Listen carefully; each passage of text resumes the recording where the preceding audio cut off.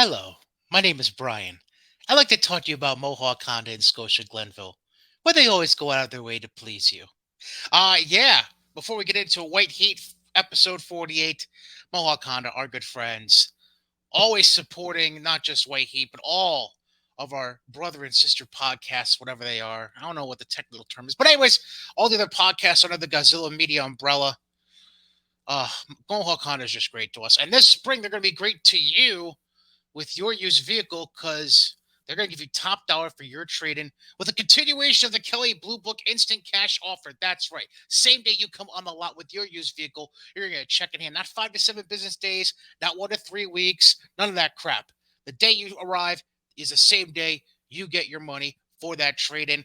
Or, hell, forget that. Just make it a swap.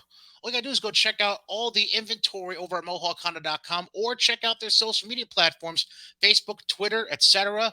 Check out their new vehicle inventory or check out their certified pre-owned used inventory, which always gets terrific ratings and reviews from all the customers that come through there.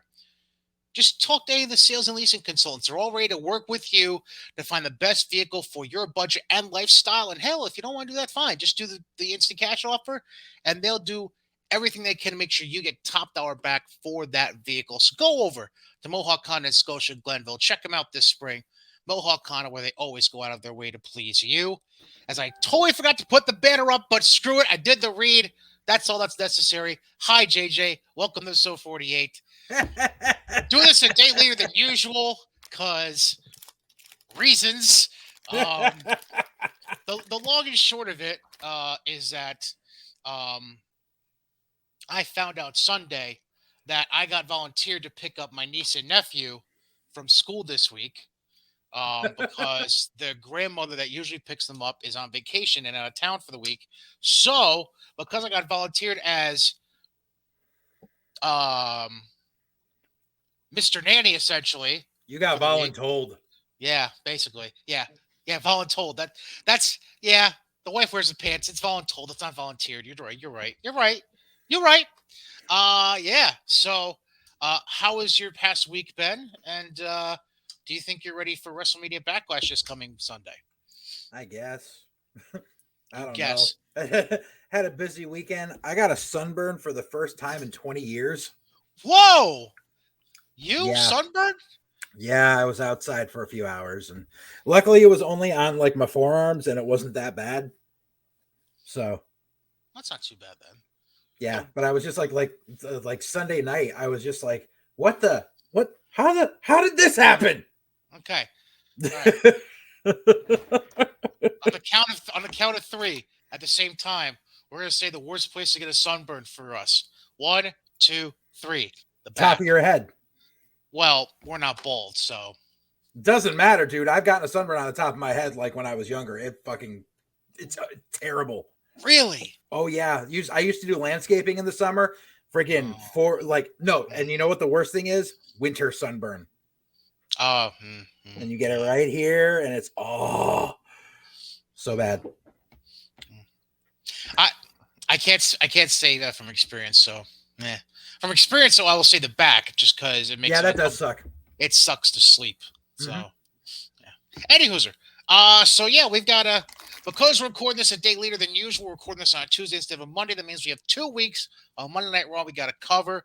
But before we get into any of that, we have we got some intriguing stuff to cover from beyond the borders of the continental United States of America.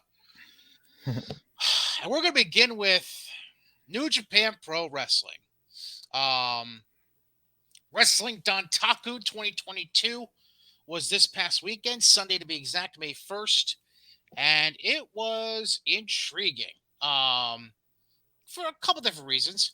Let's begin with just going through the things that weren't shocking, which was basically the first half of the show. Well, first 4 of the 9 matches. We had Suzuki-gun, consisting of Tai Chi, Zack Sabre Jr., and Taka Michinoku, defeat representative of Los Ingobernables, Takagi and Bushi, as well as Shiro Toshinaka in a 6-man tag. Then we had Hiromu Takahashi beat Yo in a singles match. Tonga Loa beat Yujiro Takahashi in a singles match. And then 6 or 9, which is Master Wato and Taguchi, they retain the junior heavyweight tag titles against Kanemaru and Doki. Now we get into the more intriguing part of the card, the last 5 matches. So Bad Luck Fale and Chase Owens won a triple threat to become the new heavyweight tag team champions, taking the belts off Great Okan and Jeff Cobb, which I want to say they just won the belts. It wasn't that long ago. Yeah. Jinx, you owe me a Coke. I said it first. They came through my headset at the same time. Screw you. Then we had Tama Tonga, your boy. He defeated Evil by pinfall to win the Never Openweight Championship.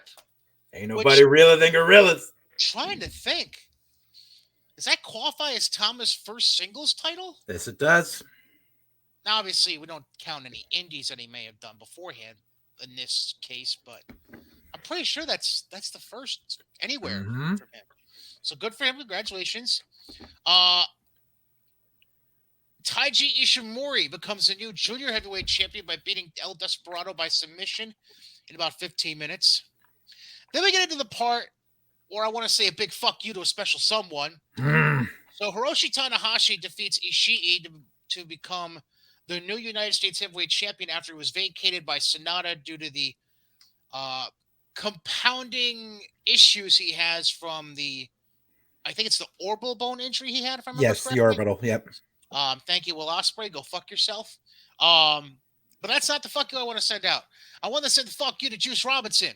Because of 2 reasons. Number 1, this motherfucker was standing backstage at a New Japan show not too long ago. I'm going to say about a month ago, if I remember correctly.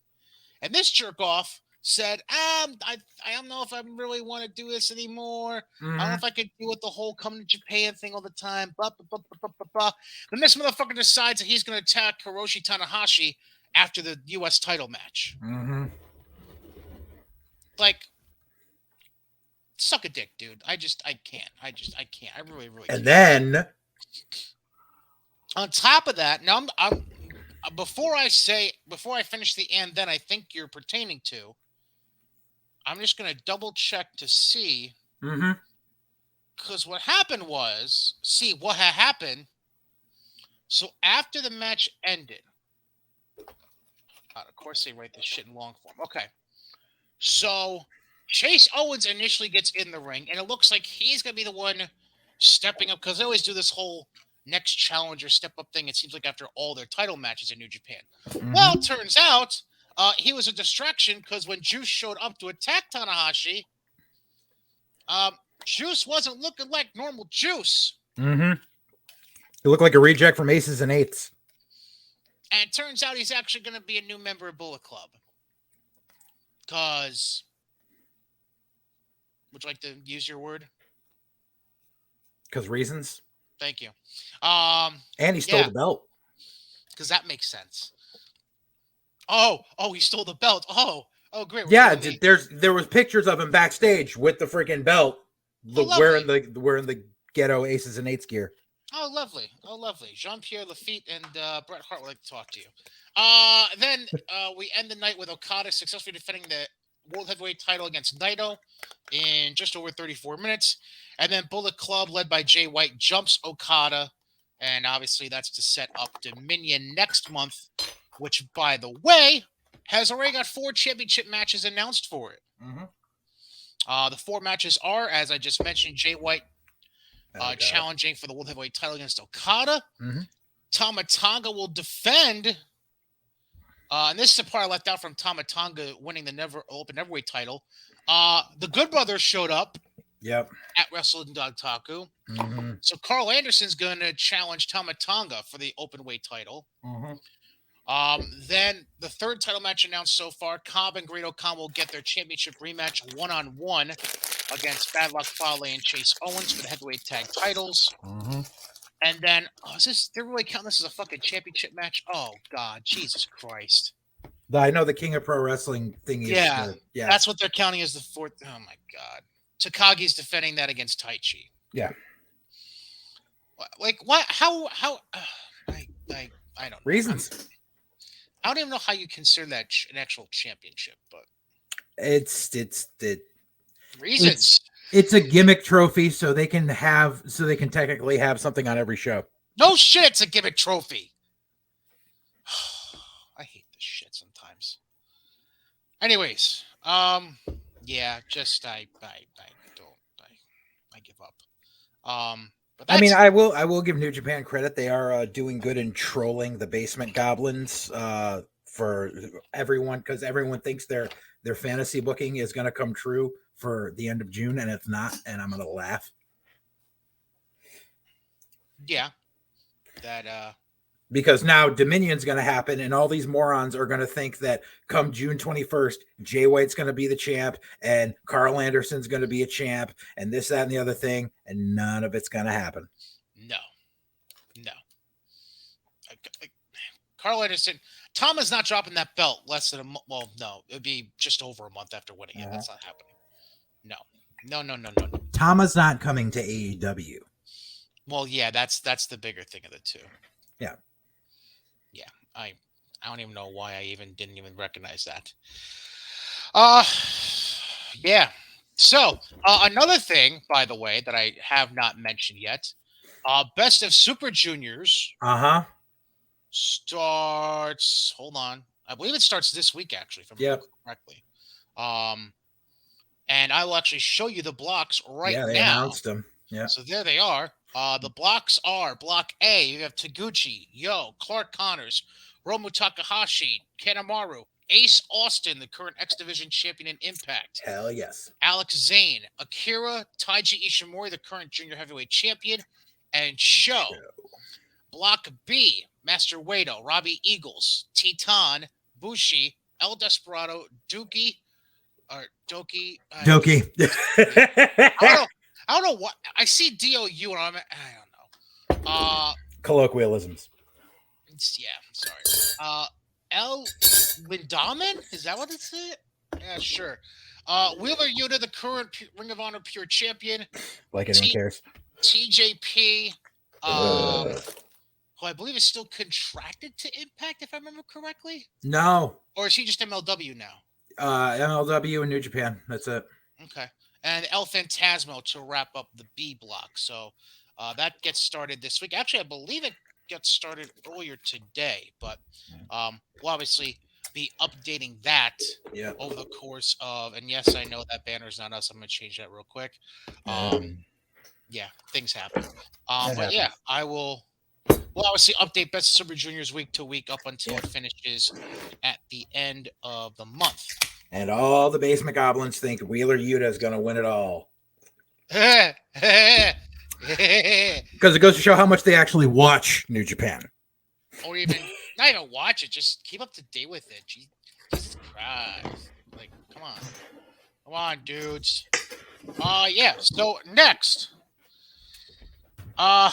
So I don't need to apologize for this, but I'm gonna make a formal apology anyways in public, because I know privately I said something to be an asshole. So in private, okay, I stress in private. Yes, it was. It was in private. I didn't tweet about it. I didn't post on Facebook about it. I didn't TikTok it. Nothing. But in private, I had a knee-jerk reaction when I saw the results of what happened at the first of 3 Triple Mania 30 events. Just to remind you, Triple Mania, they did event 1 in Monterey. I believe it was Saturday. Yes, it was this past Saturday. Yep. And then they're doing 2 other ones in June 18th in Tijuana, and then October 15th in Mexico City. October 15th, obviously, usually the big one out of all of them when they do go multi-night.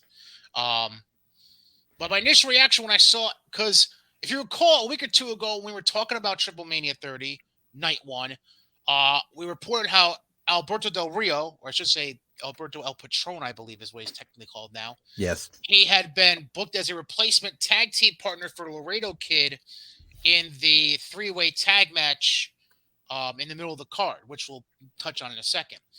Turns out he last minute had to pull out of the show Now, again, knee-jerk, I'm like, this jackass really pull out last minute? What the hell? Come to find out, as news came out on Sunday and into Monday, that his ex-wife, the mother of his 3 children, had actually been sick throughout the month of April and took a turn for the worse in the days leading up to Triple Mania, and she actually passed away over the weekend. Actually, the day of the event on Saturday. So, obviously, our thoughts and prayers go out to Alberto and his family and his children, and wish them the best in this tough time.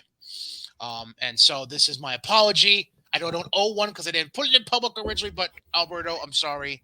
I'm an asshole. It's good karma. So we'll skip over the 2 pre-show, the 2 dark matches, because they didn't really mean anything to the show. So do you understand what they're doing here in celebration, I guess we'll call it, for Triple Mania? I don't know if this is... No, I didn't even pay attention to it. So they're doing an 8-man tournament. Okay. Called Ruleta de la Muerte. Death roulette? Yes. So basically, they took 8 masked wrestlers. It's Russian roulette. And put them all into a single elimination tournament. You win, you're out. You lose, you would advance in the tournament. Whoever loses in the semifinals faces off on night 3 in Mexico City in October in a mask versus mask match.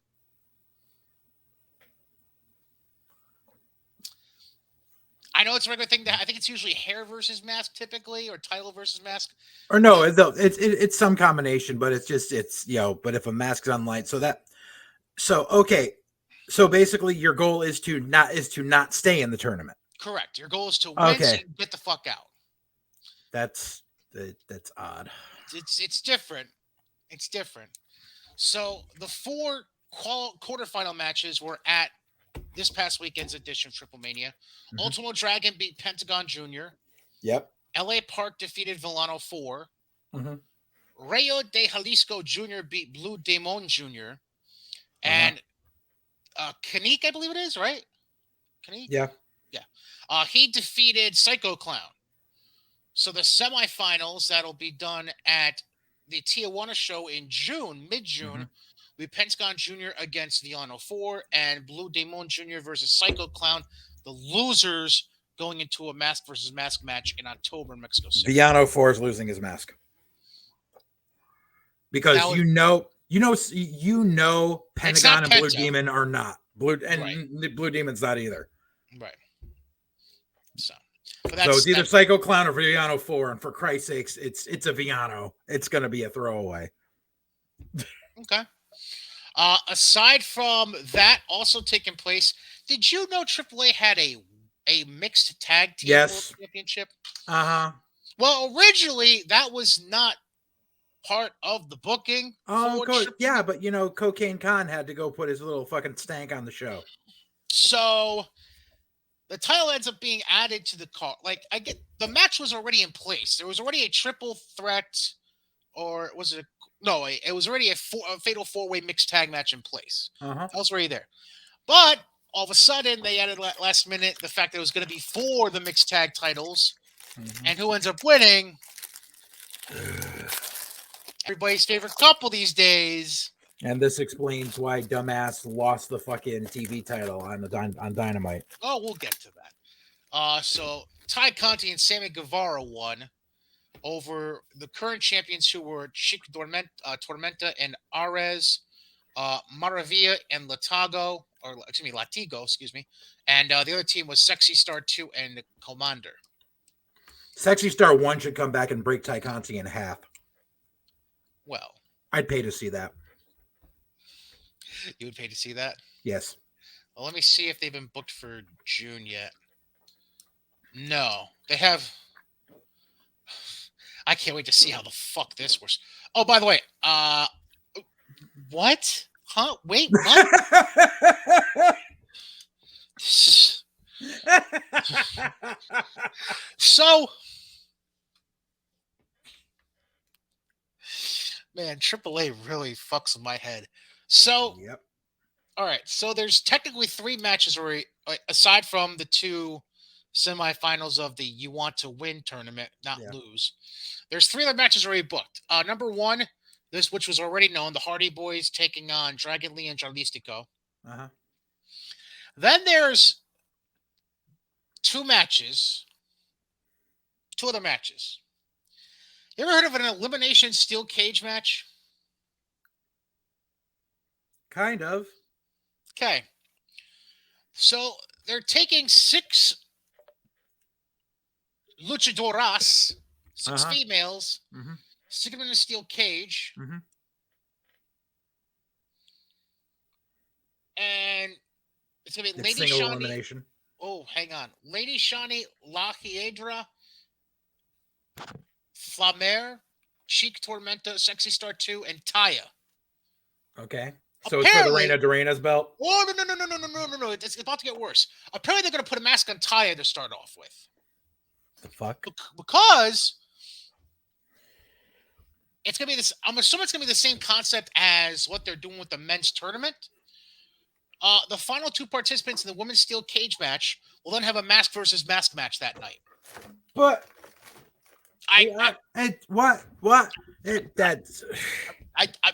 Taya doesn't have a mask. We already know what she looks like. The whole point of a mask versus mask match is that you lose the mask and you lose your honor. I know, that's why oh my fucking god, my brain. I know. Oh my god, I need a cigarette. I don't even smoke. I told you this was going to hurt your brain when I was going to bring this up. No sense. I know. I fucking know. There was also a 3-way tag match. Taurus and Johnny Caballero. You can probably guess who that is. They defeated Dragon Lee and Jalistico, as well as Laredo Kid and Jack Cartwheel.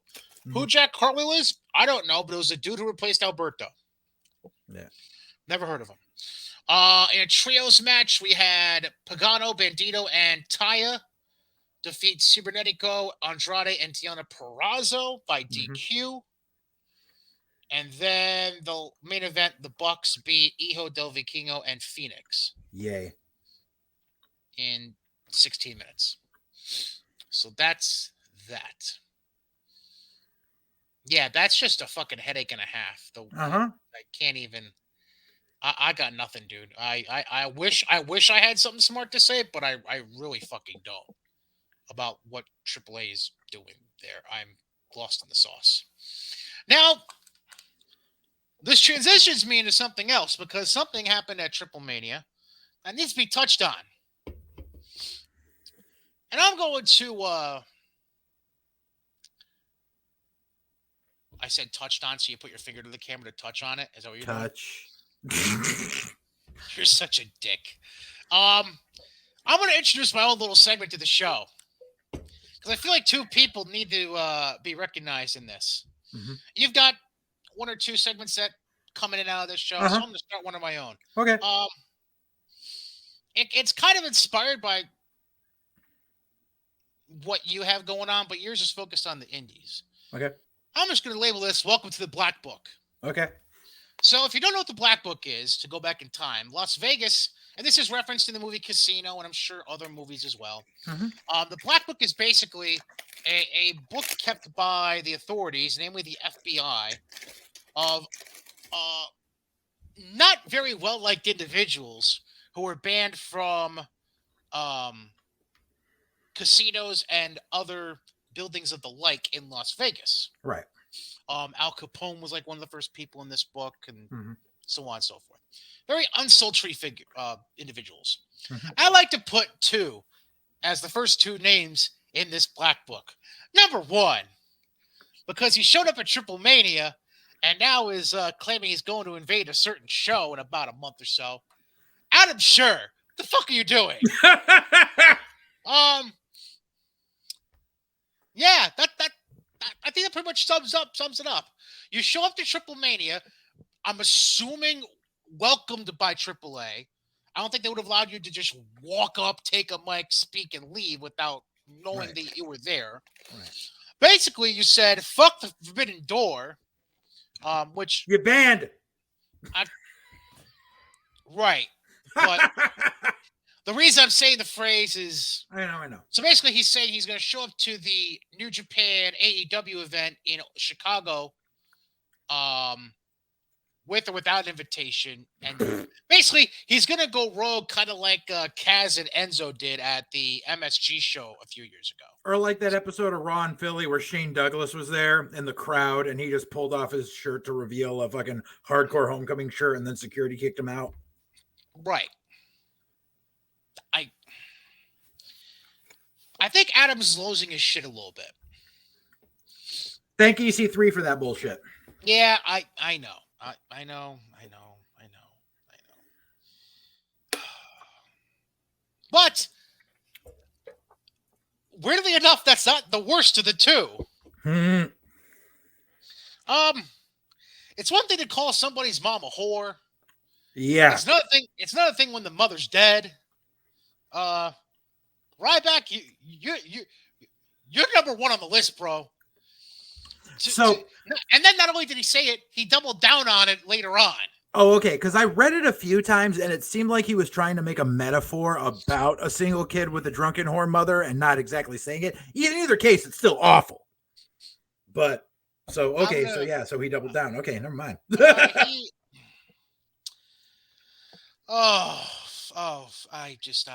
can't with some of these people sometimes. I really fucking can't. Mm-hmm. I'm trying to find the actual headline about this real quick. But yes, he doubled down on it because he's a fucking idiot, and yes, he is. I have nothing to say at that point. Where is the headline I saw? Oh, here it is. All right, so for those of you who didn't see it, so he went on a little rant. And we'll get into the actual reasoning a little more later.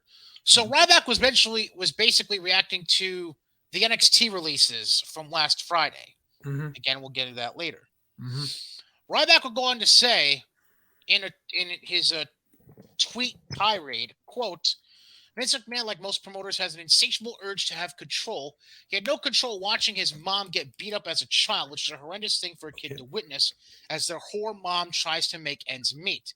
Vince has failed to evolve. Fuck you, old man. Okay, so it wasn't a metaphor at all. No. Jesus.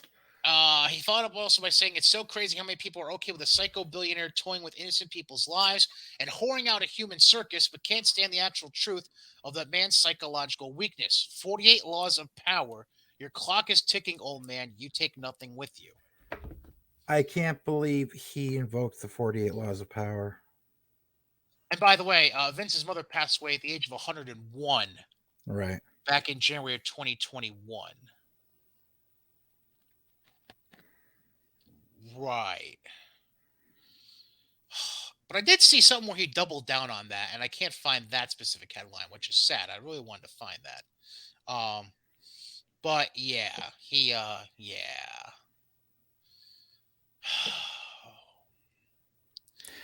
I just hate stupid people. I really do. Like, that's basically the easiest summation of that. I hate stupid people. Oh, you might have to figure. Maybe Ryback should actually read the 48 laws of power before he fucking. Yeah, do you mind kind of summing that up for me? Because I don't think 48 laws of power is a very famous self-help book, along the lines of like Tony Robbins and stuff like that. But basically, it offers advice on how to gain and maintain power in business and everything, and it uses lessons drawn from experiences of historical figures, kind of like Sun Tzu's The Art of War is a little bit in there and stuff. But it's basically it's a self-help book, and Ryback obviously has not read it and just used that. Like, I'm surprised he didn't I'm surprised he didn't use the title of a freaking Golden Dawn Aleister Crowley book for that. Because I'm pretty sure Vince has all the power and doesn't need to read it.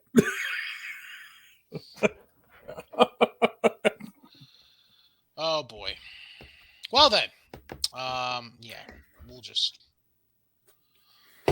attempt to move on from that. Yeah. Lord of mercy, Lord of mercy, Lord of mercy. All right, so let's get into Impact. Let's see what we can find out. I understand why the match at Rebellion happened now. Why they did Ishii and Jonah at Rebellion. Because remember, I was just like, why didn't we get PCO versus Jonah in the Monsters Ball? Why did we get Ishii and Jonah instead? Right. It was obviously for the setup. Right. So real quick, before the Impact pre-show, Vincent beats Crazy Steve. Nobody cares. Mm-hmm. Then we get into the show. Briscoes are there. Yep. Actually, Violent by Design kicked off the show. Mm-hmm. And then the Briscoes start arguing with Keith and Rhino, who gets the next shot at the belts. Yep. And yay. So that actually leads to a match. The Briscoes beat Heath and Rhino. Mm-hmm. So one would assume Briscoes are #1 contenders, but who the hell knows? They will. Briscoes are going to freaking embarrass Joe Doring. Right. They're going to expose his ass. Then Moose confronts Scott D'Amore mm-hmm. about his losing the world title to Josh Alexander. Mm-hmm. Then D'Amore says winner tonight's main event will defend the title against a handpicked opponent at Under Siege, which is the Impact Plus pay-per-view that's happening first weekend of June. I thought it was this weekend. No. Oh, okay. But yeah, so basically Moose is getting his rematch later that night, and the winner goes on to Under Siege. Then we get this vignette for EGV again. No fucking clue who that is. So no whatever. Bhupinder Guhar beats VSK. I like that dude. He just needs a better name. Sure, we'll go with that. He needs something shortened. Yeah. He needs the Vince treatment. After that, After that, Guhar is approached by Raj Singh, who tries to patch up things. And then Shera, Mahabali Shera, goes face to face with Guhar. Singh holds him back, and so they don't. Yeah. Whatever. Then backstage interview with Ace Austin. And then Rocky Romero interrupts the interview because reasons. Romero challenges to an X Division title match next week. Austin declines. And whatever. I mean, and like Rocky Romero has only been an Impact to do the job. So like it's Impact is starting to fall into that AEW fucking trap where they're like, oh, well, this guy did this in Japan, and you need to fucking aim like your viewer that is watching this product doesn't know about other products. Correct. Remind me again why Macklin beat Sabin and Jay White at Rebellion. Because reasons, and like it was the typical indie triple threat ending, right? Finisher, shit can, pin. I'm guessing is what you mean, right? I mean, Macklin was on the floor outside for most of the match. Sounds about right. Makes sense. Yeah. Macklin goes to D'Amore saying he should be the handpicked challenger for the world title Under Siege. LOL. Then a 6-man tag, Honor No More. Excuse me, 8-man. Wait. Huh? Oh yeah, 6-man tag. It was written very weird. Sorry. Honor No More defeats Mike Bailey and Motor City Machine Guns. Honor No More was represented by Eddie Edwards, Matt Taven, Mike Bennett. Yeah. Then there was some dissension afterwards. It looks like they're setting up Mike Bailey versus Alex Shelley. Yep. Yeah. Yep. Bullet Club comes to the ring, brawls with Honor No More. Yep. Whatever. Then Josh Alexander has a backstage interview. Mm-hmm. And then Taya Valkyrie's in the ring, addresses beating Deanna. Mm-hmm. Then Perazzo blindsides her. And then Decay hits the ring. Rosemary is in there. And Tasha Steelz comes out, I guess. Yeah, basically it's going to set up a whole rigmarole because now they're going to do the smart thing and actually try to have Havoc go for the title. instead of Rosemary. Then Tasha Steelz and Savannah Evans lose a tag match to Decay, Rosemary and Havoc. Yeah. And then Master Ray and Tino Dashwood, they have a talk show called All About Me. Oh, fucking great. It was like a backstage segment that was like 2 minutes long and went nowhere. Giselle Shaw shows up. Dashwood confronts her. And then Shaw challenges her to a match. And Madison Rayne accepts. Whatever. Yeah. And then a vignette of Vincent talking about how PCO is ready for Monsters Ball next week against Jonah. Yep. Under Siege. Yeah, it's this weekend. Oh, it's May 7th. My bad. It's going to be on Impact Plus and YouTube for Impact Ultimate Insiders. Bound by Design defends the tag titles against the Briscoes. Taya Valkyrie defends the Reigns Championship in a rematch against Diana. Bullet Club 5-on-5 tag against Honor No More, where the Bullet Club's 5th member will be El Phantasmo. Yep. Tasha Steelz defends the Knockouts title against Havoc. Yep. And then Josh Alexander retains the world title in the main event of the show against Moose. Which was a pretty short match and kind of underwhelming considering the match they had at Rebellion. Correct. And then Alexander is confronted by D'Amour's handpicked challenger, which is Tomohiro Ishii. So it's going to be Alexander against Ishii. Which will be a banger of a match. Title. Yes. And that's going to be the main event of Under Siege this weekend. So there you have it. Impact, folks. Ishii getting some redemption for that shitty ass match he had to have with Adam Cole on Rampage. Yeah, basically. Speaking of Rampage, hi, welcome to AEW. You want to get your notes out there, pal? Oh, I've got them already. I've got them. By the way, out of curiosity, what are you eating today? Oh, it's just it's a protein bar. Oh, okay. I'm imagining what you're drinking, so I'm not going to ask what you're drinking. Oh yeah, that's my the Monster Ultra Fiesta Mango. Oh, it's a Monster today. All right. Yeah. Okay. All right. By the way, actually, real quick.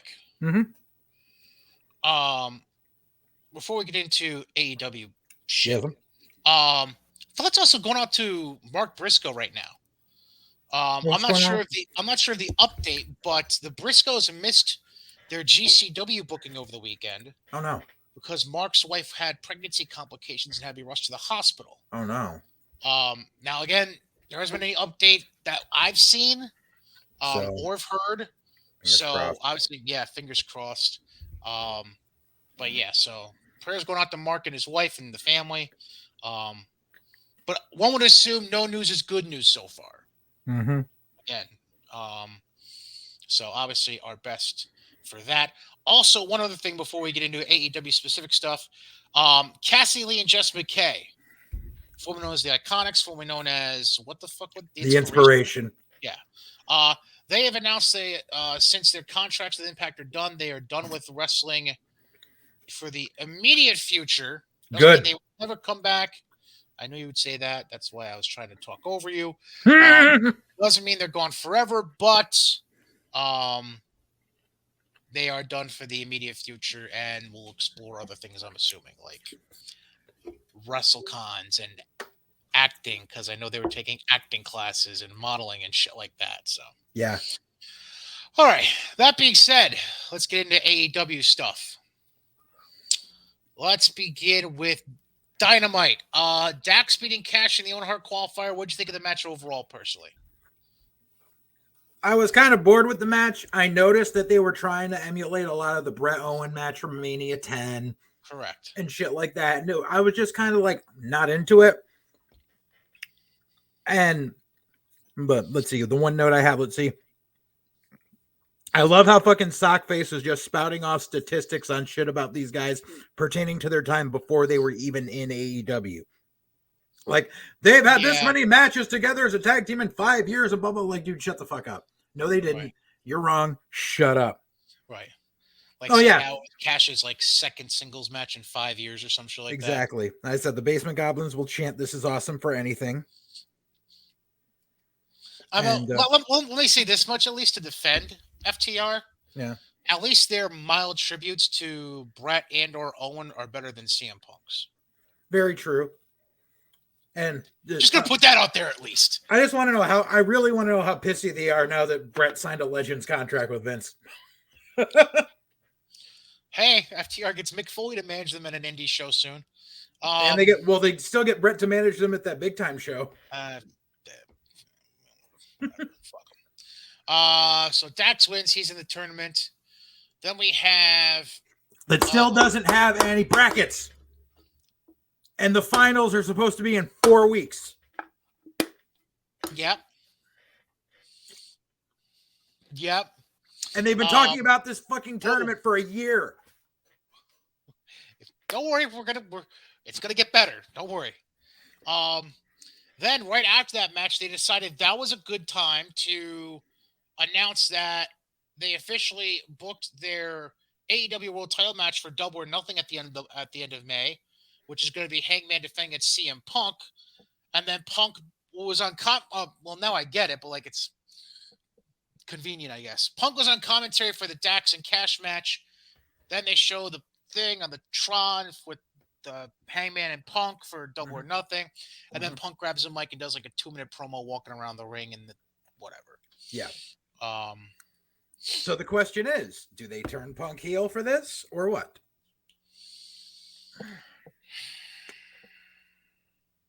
Because they turned Danielson heel for no reason to feud with Paige for 2 weeks. I mean, you have more time to do it if you want than you did with Danielson.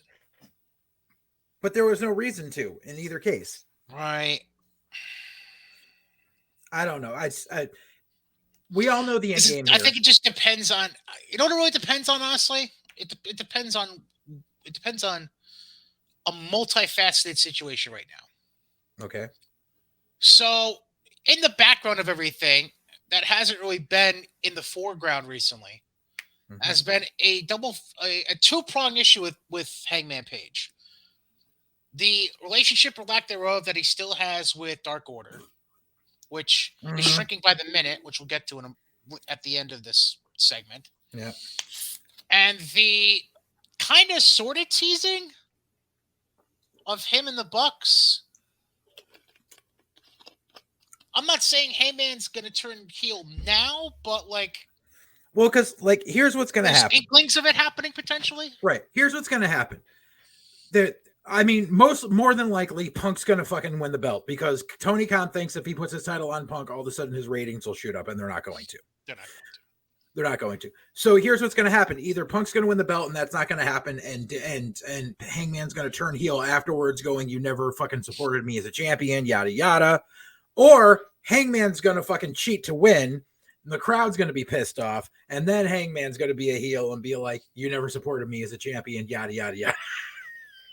I kind of like option B there. Not going to lie. Yeah, but you know something? Neither option is going to get them more viewers, and that's the thing that Tony Khan doesn't realize. And because Tony Khan's now on this kick of, I'm going to put all the elite together because this goddamn fucking extra pay-per-view I threw out there, and everyone's going to fucking flock to it because of the Bullet Club and the elite. No one's going to care. Well, yeah. I mean, we knew that. Yeah. Then we get a Dan Lambert and Scorpio Sky pre-tape. Okay. I need to fucking go off on about this. Wow, go ahead. About fucking Scorpio Sky and this 402-day unbeaten streak bullshit. I went back because... What? He only wrestled like a dozen matches in that time, didn't he? Not even. So fucking... I sat there wide awake at 4 a.m. and fucking figured this shit out in my head. Scorpio won the Face of the Revolution ladder match on March 7th, 2021. Okay. He lost his title shot on March 10th, 3 days later. He won the TNT title on March 9th, 2022. After having less than a handful of YouTube matches in between. He had 4 matches on YouTube. That's 364 days. That's not even a fucking year. But AEW has been pushing this bullshit narrative that he went from being undefeated from a year to over a year to now 402 days. Math. It's not that fucking hard. like I know AEW's basement fucking goblin fans are stupid, but I don't know how many people are that fucking stupid. Maybe they knew that the Steiner Math promo anniversary was coming up. I don't know. I don't give like seriously, like because I'm honestly waiting for like Scorpio Sky to come out and be like, I've been undefeated for 800 days. Like, no. I mean, it's kind of how the Goldberg streak effectively produced itself. So no, but the Goldberg streak, they had ways around it because WCW was actually doing house shows and tapings like that, so they could throw in a smattering here and there. You can't do that with AEW. Plus, you can't add to make it sound ridiculous, right? But you can't add calendar days. Well, yeah, I know. And it was like, and once again, he was undefeated for 364 days because he only had 3 matches that were squash matches on YouTube in that time. I know. All right. So after the pre-tape, we get BCC beating the Factory. The fucking AEW's Job Squad that didn't even get entrances. But so that was Solo, Camarado, and Marshall. Yeah, they don't get an entrance, but the 3 guys in the fucking the 4 guys in the Blackpool Combat Club all get their own entrances. Yeah, that's gotta change at some point, man. That is annoying as fuck. I know they love doing the Moxley entrance, but if you have Yuta and Danielson come out together, at least you're cutting out one. Do something. You get this whole. Yeah, it's just. Plus, there's supposed to be a fucking group. How I'll shut up. Not to mention, they called it a trios match. It wasn't a trios match. It was a regular ass 6-man tag. Right. Like I'm gonna start making a graphic for about 3 regular ass 6-man tag. After the match, we had a backstage Tony Schiavone interview with Jamie Hayter, Britt Baker, Tony Storm, and then Ruby Soho entered the fray as well at the end. Then we get a backstage, back-to-back Schiavone interviews. This is good. This is good planning on creative. I do want to go back. There was a couple things I wanted to say about the previous segment. With the 6-man tag? The 6-man, yes. The 6-man. No matter how much they shove Yuta down our throats, it's not going to make him a main event player. Well, we knew that. And it kind of sucks that Nick Camarado fizzled out in NXT when he was there. Because I honestly think Camarado and Rick Boogs together would be money. Same build, just a little taller. Yeah, that would work. Like, just something. If you put those 2 together, I think it would be funny. I think it would make some money. But, I mean, we're never going to know because Camarado's stuck over in bullshit land. Correct.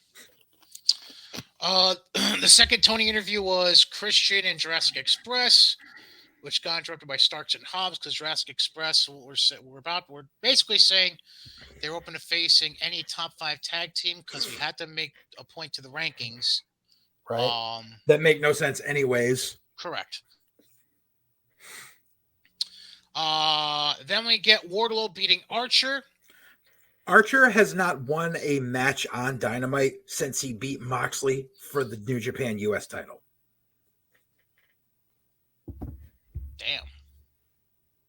Yeah, that was over a year ago. Yeah, because I was still in COVID country. Wasn't it? No, there were people. Oh, right. That's when they just started touring again. That's right. Right. Because remember before, like, I actually wasn't watching Dynamite until we started doing this show. It was a couple weeks into this that I said, fine, I'll actually sit down and watch Dynamite. That was what. Because that was the same show as the fucking strap match between Cody and QT. Oh, fucking A. Sorry. I'm gonna keep saying this every week because reasons. Get rid of Judas. Seriously, that was my next. Stop fucking coming out to Judas. Which transitions to the Jericho Appreciation Society trying to have a sit down with Kingston, Santana, and Ortiz. That went well. That whole segment was like that was a waste of time. It was a cringe, yeah. It was ultra cringe. I remember my note was Jesus fuck. Daniel Garcia is every shit talking hood rat who hangs out outside the Brass Mill Mall, which the Waterbury. I know. Yeah, that the AEW Galaxy. Give me a fucking break. Shut up. Yeah, I heard that phrase. Yeah. I'm pretty sure Brass Mill Mall is the one where I got the U-Haul stuck. Yeah, gotta be, because it was right across from the boys club that we ran a lot of Yeah. which is going to get demolished soon. The mall or the Boys and Girls Club? The mall. The some company just bought up all that property because the mall's been dying.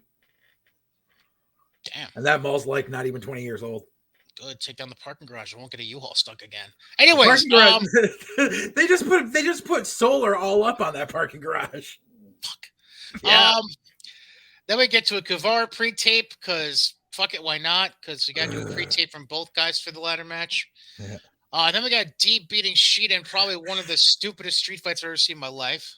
So this is the greatest note, and I said it and I wrote it down because fucking they're in a Philly street fight. Blah, blah. My wife walks into the room. If it's a Philly street fight, there needs to be a minimum of 3 shanks involved, or I call bullshit. Well, New Jack is dead, so Doesn't matter. It's a Philly street fight. There should be 3 shanks, fentanyl, and it should take place outside of Wawa. Just remember that next time you go to 2300 Arena for some show. Then we get an MJF backstage promo where he's clearly teasing W. Morrissey showing up as the next test for Wardlow. Right. And so that's really because he wasn't on the Impact tapings on Thursday. Correct. But I haven't heard anything about his contract situation. So I mean, well, the thing was I didn't, when he first got there, I heard that he was only on a per diem. So he might be free. But I mean, even still, like, you're going to be one and done. Khan's not going to sign you. Right. Like, I hope it was worth it. Oh, no. Interesting. Then we get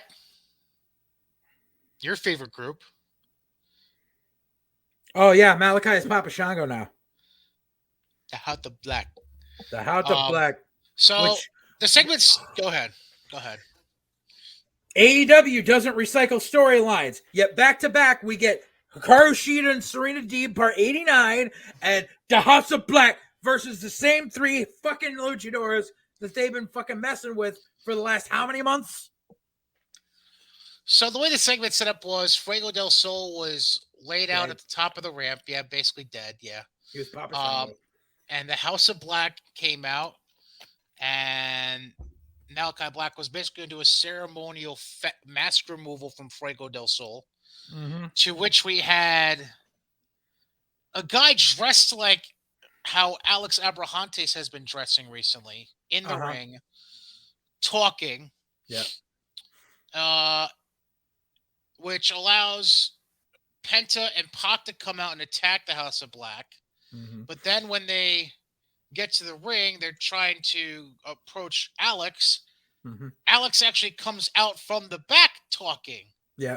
So when they turn and face Alex and Pac and Penta at the top of the ramp, the guy in the ring takes off the Abrahantes costume, and it's the return of Rey Fenix.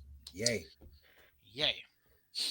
Which we all had to figure was coming at some point soon because of the fact that he was booked on Triple Mania this past weekend. So, right.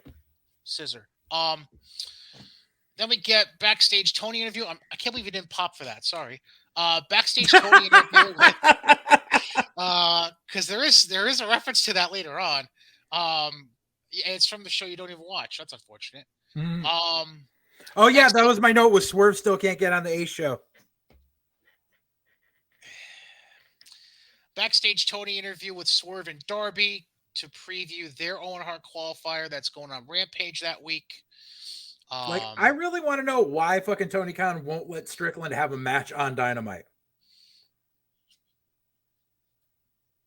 Good question.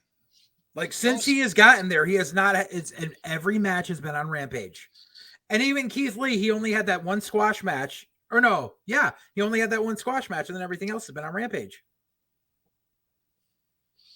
But yet Tony Khan sits here and says, "I can't believe any company would let these 2 go." Motherfucker, you won't even let them on your live show. But you let Hook on your live show. Once. Doesn't matter. It's more than Shane Strickland's been on. Anyways, then we have Adam Cole, the Bucks, and Red Dragon beat the Blondes, Dante Martin, Lee Johnson, and Brock Anderson. That was, oh my fucking God. And notice fucking Arn and fucking Eye Patch Bitch and all them, like everyone's there huddled in the fucking corner. None of them got an entrance, but every one of the Elite got their own entrance. Like Red Dragon got to come out, Adam Cole came out, then the Bucks came out. Okay, that's right. I forgot. Everyone else is huddled in the damn corner, and it's like, gee, you wonder who's winning this bullshit. Right. Varsity Blondes have been skipping the gym. They've had reason to, I guess. And it was a bullshit finish. It looked horrible. The whole match looked horrible because it was like, oh, we're going to put a challenge out to any 5 competitors. Oh, here's 5 fucking schleps from the fucking factory. Right. And then, like, it wasn't obvious before, Red Dragon and Cole offered Undisputed Elite shirts to the Bucks, and so they're Undisputed Elite, although they already were. And they did the big pose together. Yeah, I don't fucking know. Fuck all of them. Fuck all of them. Then we get to cut to the back. Cut. Okay, I need to say something. I need to say something. It's probably the same thing I was going to say. Until you lose 20 pounds, Matt, shut the fuck up. Because Matt's the one who grabs the cameraman and drags him to the scene of the attack going on in the parking garage. Matt, till you lose 20 to 25 pounds, don't fucking speak and don't wear your shirt unbuttoned. Fuck off. Yeah. Eddie Hooser, we get a scene of JAS attacking Eddie, Santana, and Ortiz in the parking lot, and it ends with Jericho giving Eddie a fireball in the face. Yeah, because, Memphis. But here's the thing that I don't like that made that whole segment make no sense. Number one, it's obvious Tony Khan's playing off old fucking tropes. But the whole thing is you can't have security show up half a second after the fireball is thrown.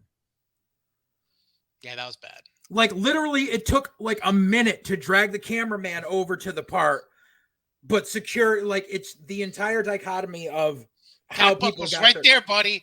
Exactly. Like it made no sense. Like, because obviously Tony Khan is listening to fucking Cornette, and Cornette talks about how there's never any security or never any referees. Like, look, I made security go out. No, dumbass. You have to have them there to break shit up. You can't have them fucking come stumbling in 0.5 seconds after the thing has happened.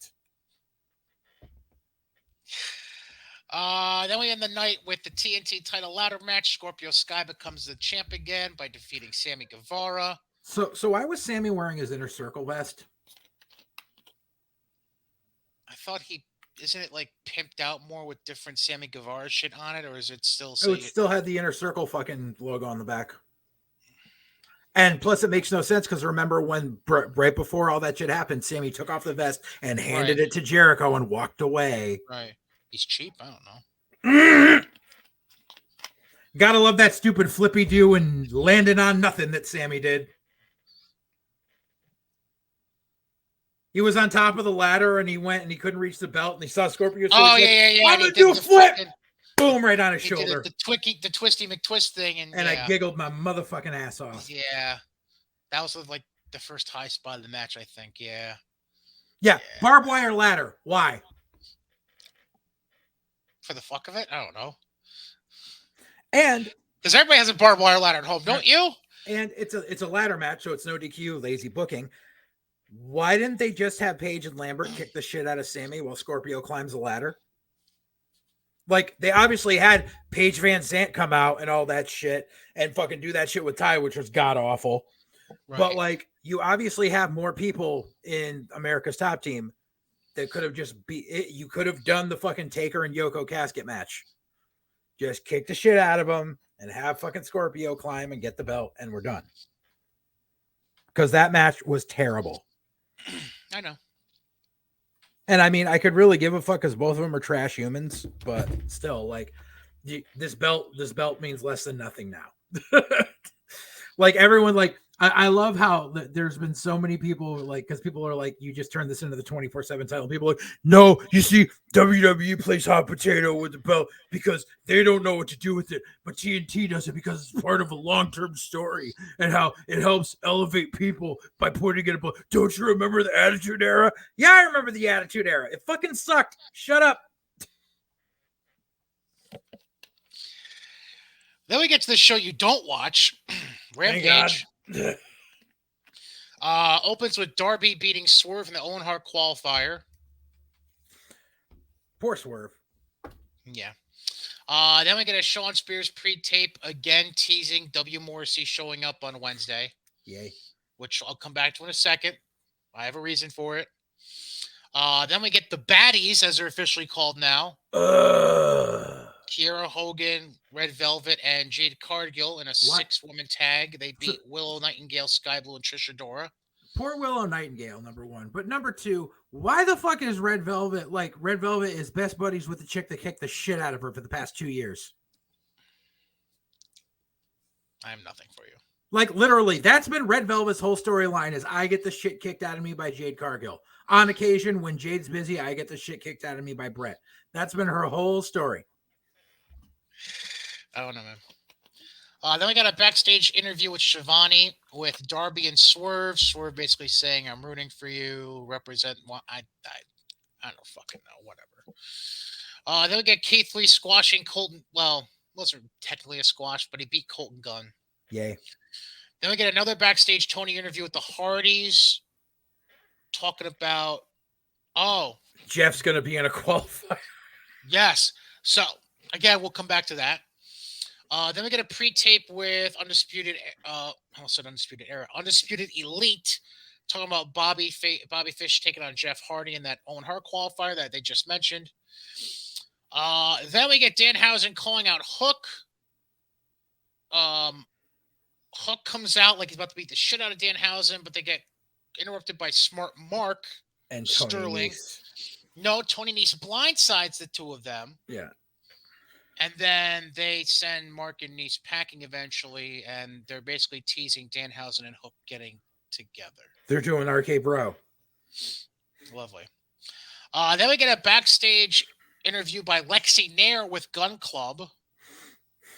And they're interrupted by the Acclaimed, who asked Gun Club to join forces. Why? I don't know.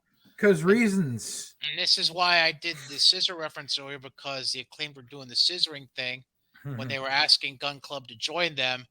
And then after Gun Club walked away, Max Caster asked Lexi Nair about scissoring.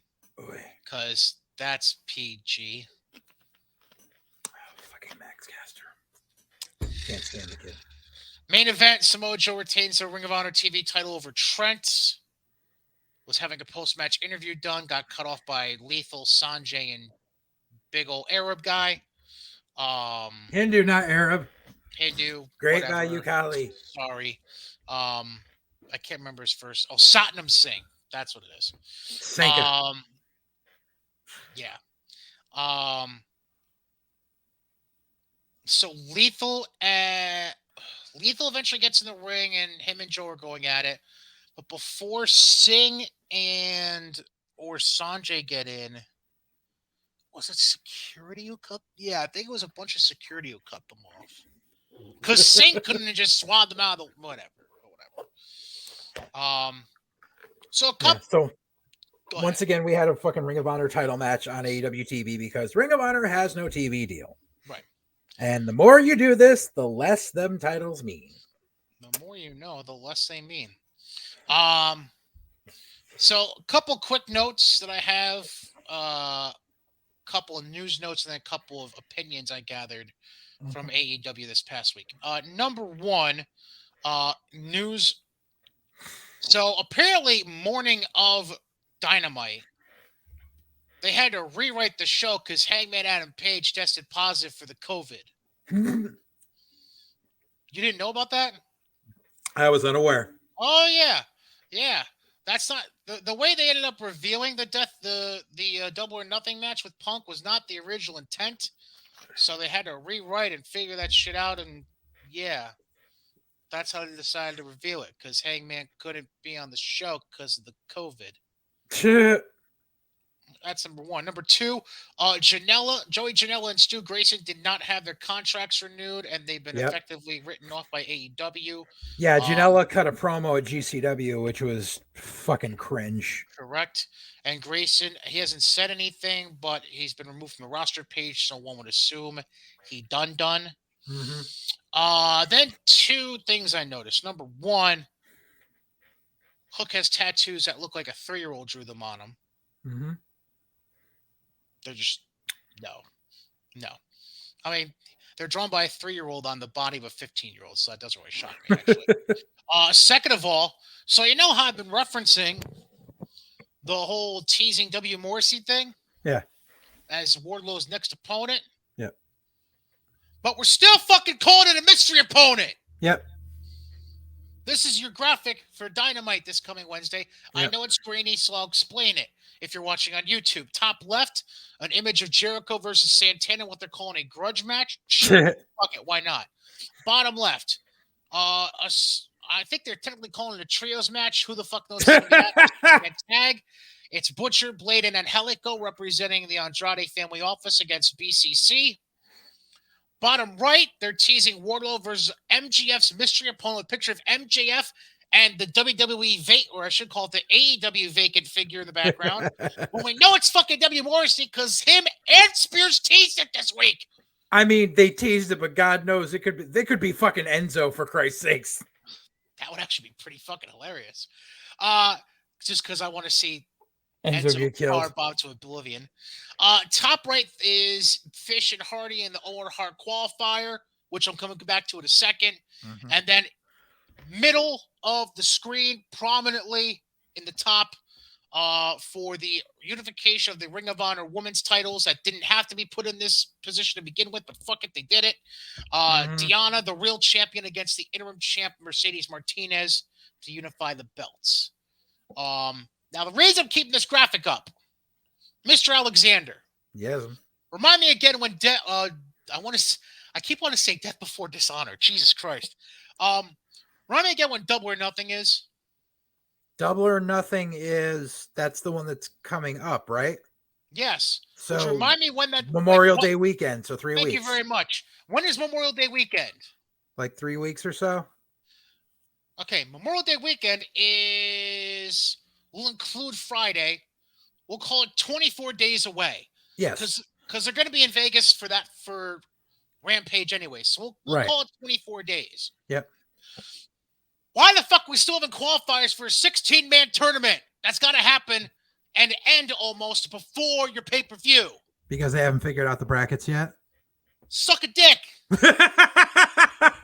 Cody, snort a lot of coke and double time the brackets, and let's get these fucking matches underway. Yeah. Oh, and on top of that, hang on. On top of that, you need to see me here for this. They haven't finished the women's qualifiers, but we're starting the fucking tournament next week. Yep. What are we doing? Yeah. So I've been getting attacked by basement goblins all week because I've been pointing out shit. Because there's a page that I get to reference a lot, which is a great Facebook page. If you ever need a laugh, it's called AEW Fans Said What. Oh God. Yeah. I've given them quite a few follower submissions.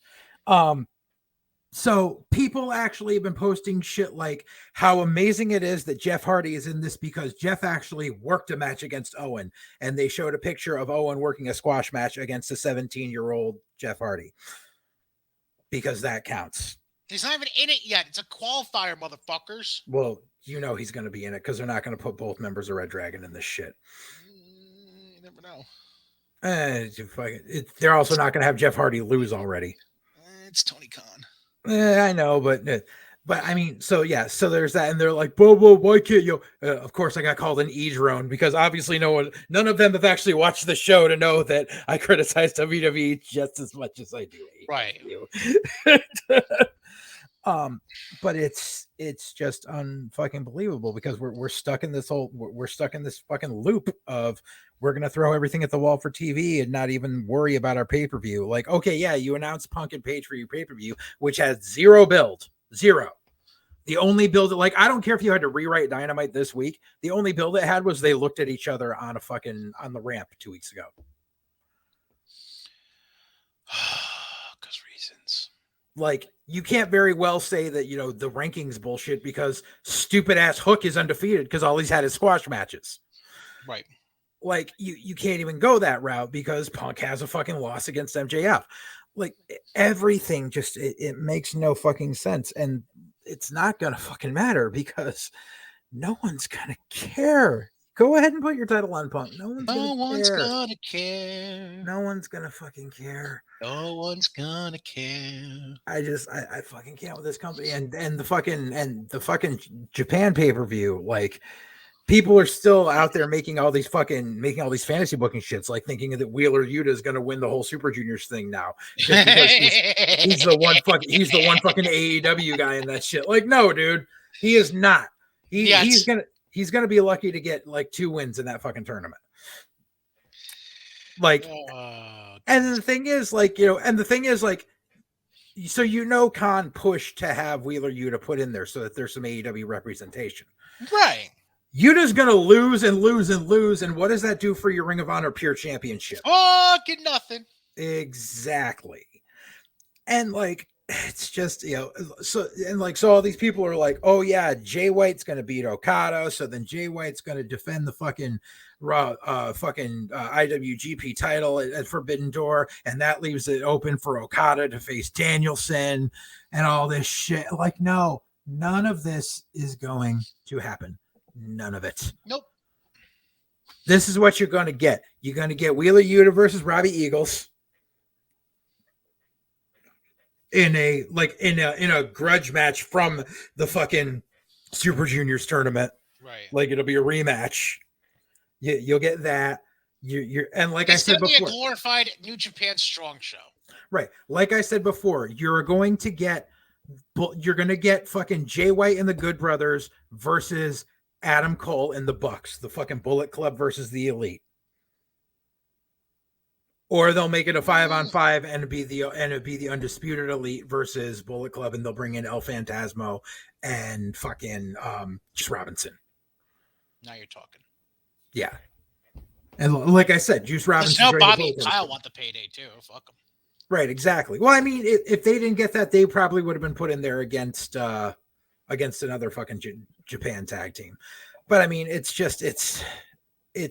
ridiculous. It is utterly ridiculous. And I know there's probably more I want to say about it, but I have more venom to spew against stuff that happened in WWE. So I'm just going to leave the rest of this out to pasture for now.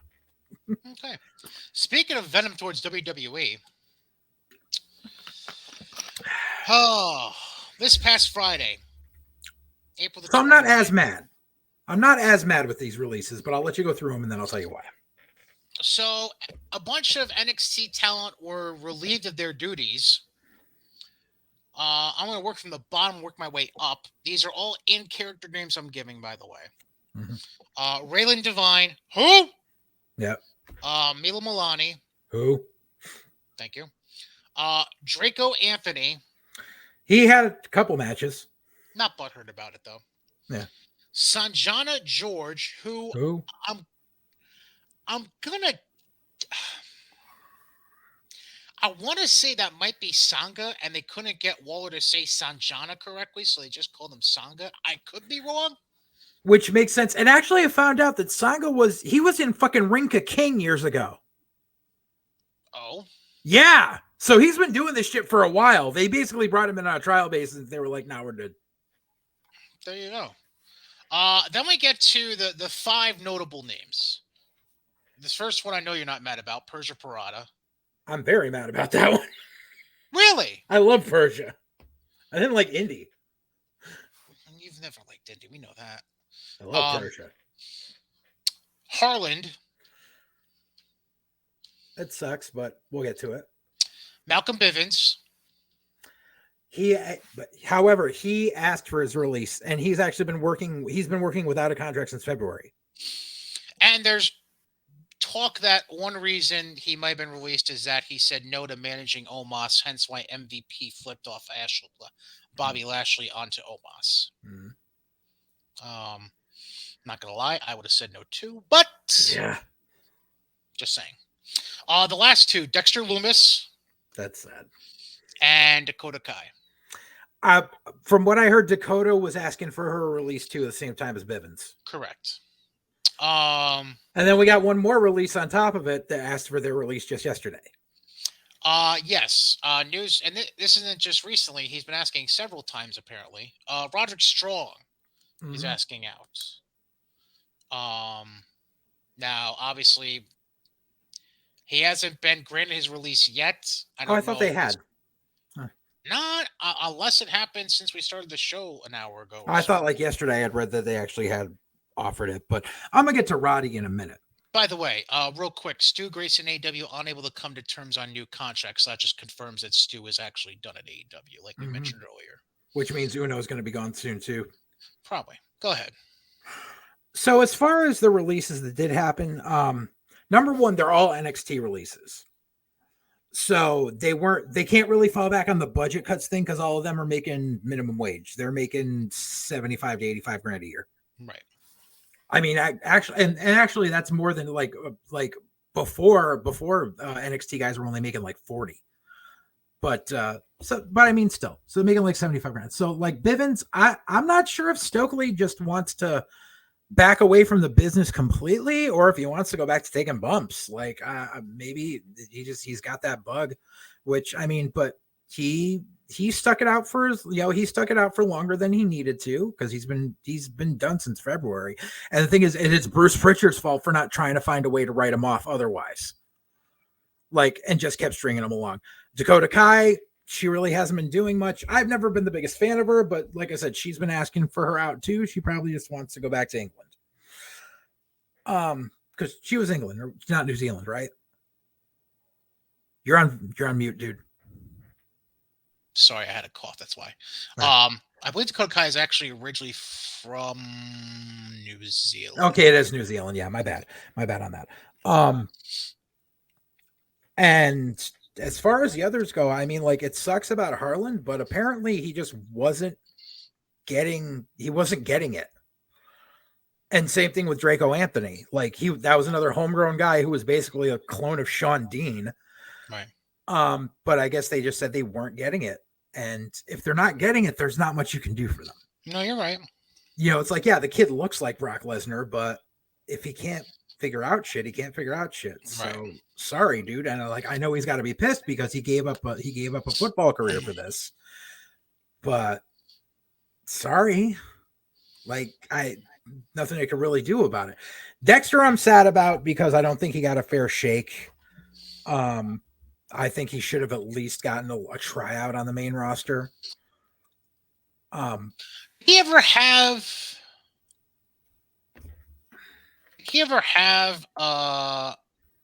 any trial matches on main event or anything like that? Nope. No. I think they just got because I think they considered him injury prone. So they probably just got rid of him that way. Persia, I don't understand because she hasn't been there that long. She's been there a year. Well, here's the other thing about it. Stokely was in the middle of all the Diamond Mine stuff. Right. I was going to say shit and it turned to stuff. Whatever. Persia and Dexter were prominent in the whole Dexter, Indy, Persia, Duke thing. Index Dusha, yeah. Yes, thank you. Yeah.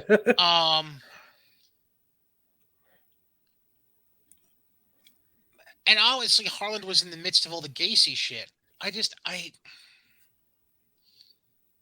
don't know. Like those are the four that puzzle me the most because they're in the middle, right, of stuff that's prominently within your programming right now. Right, but that's Bruce Pritchard's fault for not fucking seeing the forest for the trees and being like, these people's contracts are up. I need to find a way to write them off. But they never did. Exactly. That's his fucking fault. You wrote off Harlan kind of, sorta-ish, not by really. just not having him there, replacing him with druids for no fucking reason. Right. You know, I mean, for Christ's sake, Stokes was on last week. And so last week you had Roderick Strong saying, blah, blah, blah, blah. You two need to win next week or I'm going to do something about Diamond Mine. And now here it is this week. Stokes is gone. Roddy's not going to be on TV. You shot yourself in the fucking foot. Roddy also, and this is the intriguing part, so maybe they knew they were cutting Stokely when they were doing NXT. Because Roddy was making reference to cutting those out that don't agree with his vision. Right, exactly. But still, like, that was left open-ended, and now Stokes isn't going to be there just because. Like, it's if Stokely's been working without a contract since February, fucking Bruce Pritchard has had 3 fucking months to figure this out. Mm-hmm. But he fucking hasn't because he's fucking stupid. You're right. Speaking of Bruce Pritchard being stupid, let's start our WWE TV recap with NXT. Okay. Because they have like a quasi feature. They have a featured TV episode of NXT. I don't know how to fucking Spring Breakin'. Yeah. Which is gonna be god awful. I like to proclaim something right now. I wish I had like a special sounder or something for this. Thank you. That almost sounded like the start of Cena's theme. Yeah, there you go. I like to proclaim that the opening match of last week's NXT was the worst women's professional wrestling match I've ever seen in my entire life. Number one, Lash Legend almost killed Nikita. Almost broke her fucking neck because reasons. Mm-hmm. Number 2, we have Lash Legend openly calling out spots. Like very loudly. And number 3, do we want to talk about that finish or do we want to talk about that finish? Yet, good old spin kick to the appendix. Something. I don't fucking know. She didn't even get her in the ribs. She got her here. And apparently, WWE is very high on the future of Nikita Lyons. No, Bruce Pritchard is very high on the future of Nikita Lyons. Bruce just wants his face in her chest. That's what he wants. Or her ass. Bruce wants to be a motorboating son of a bitch, all right? Right, exactly. Like, oh my God, and mercy on my soul. And I can't stand usually I'll agree with Cornette on some things, but I know Cornette has rose-colored glasses on things. And he's got rose-colored glasses when it comes to Nikita Lyons because ever since he was told who her trainer was, he's like, oh, well, her trainer's great because blah, blah, blah, blah. So obviously she can't be the one that's bad. No, you can have a great trainer and still be fucking terrible. Trust me, I know. I trained with many people. We had a great trainer. There were many awful people. Just look at Cassie and Jessica. Exactly. Thank you. Look at Dominic Mysterio. He trained under Lance for 3 weeks. And then probably just listen to Daddy the rest of the time. Mm-hmm. But honestly, I'm not sure what was worse, the match or Cora Jade trying to stop Natalya from doing what she was doing. Oh, my God. Oh. I'm going to kind of sort of use my skateboard, but not really because I don't want to hurt them, but it's going to look like shit on TV, so fuck it anyways. Exactly.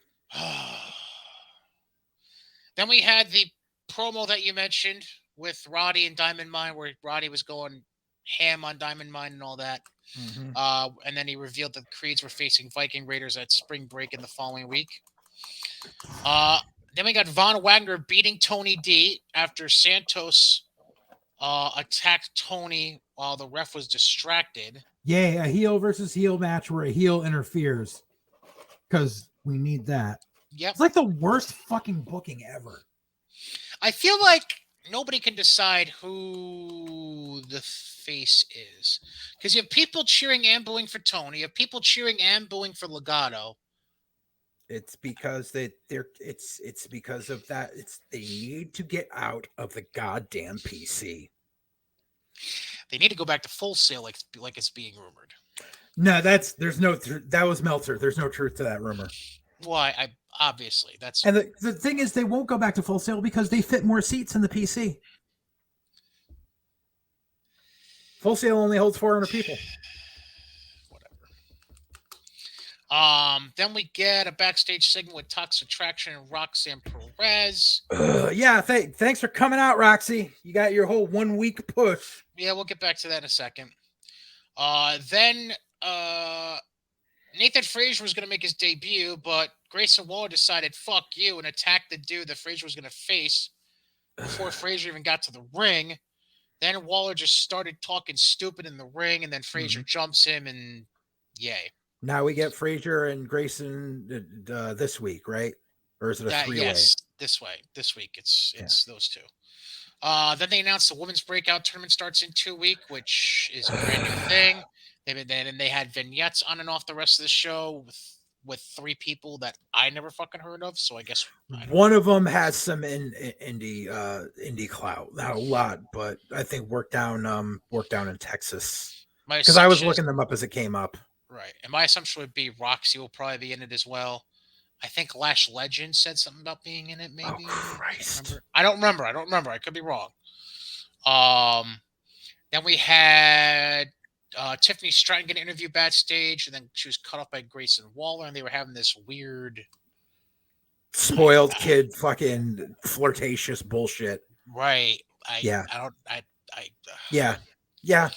Because reasons. Then we get what was next? Oh, Kaden Carter and Katana Chance. They beat Lopez and Feroz. They beat Team Hispanic Demographic. Sure, you can go with that. That's what I call them. Then we get the Kaylee Ray vignette under her new name, Alba Fire. Ja Rule like a word. Then we have Legato in a 6-person mixed tag match.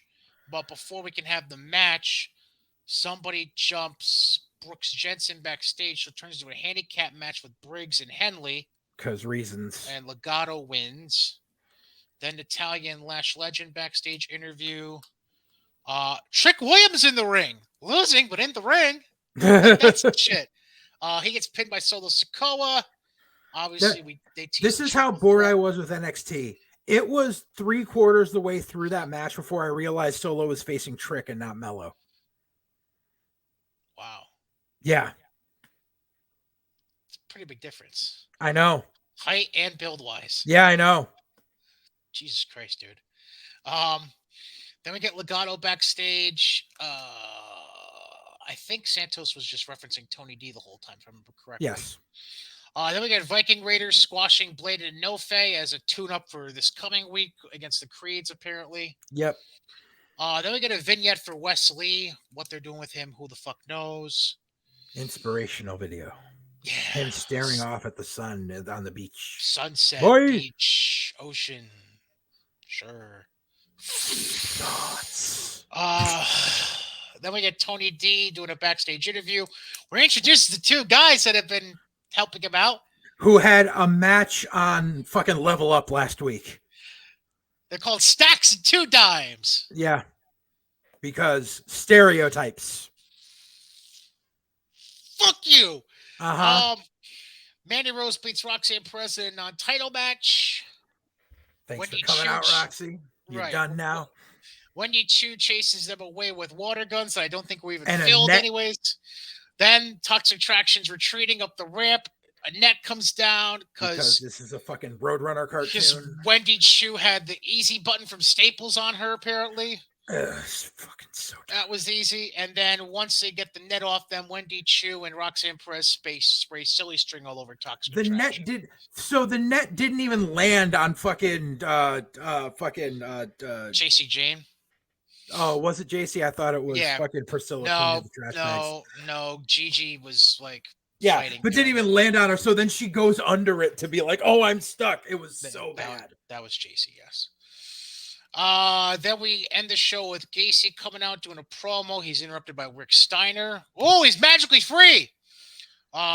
Who doesn't even have the Steiner Brothers music that they had for years. Don't even get me started. It's the Michigan fight song. It's free domain. Fuck exactly. Off. Rick announces that Braun is good to go for a title defense at Spring Break-In. Braun comes out to take out all the Druids that were around the ring because they were going to attack Rick. Gacy eventually puts down Braun, and the Druids hand the Druids Gacy did pass the apple with the fucking belt. Like, right.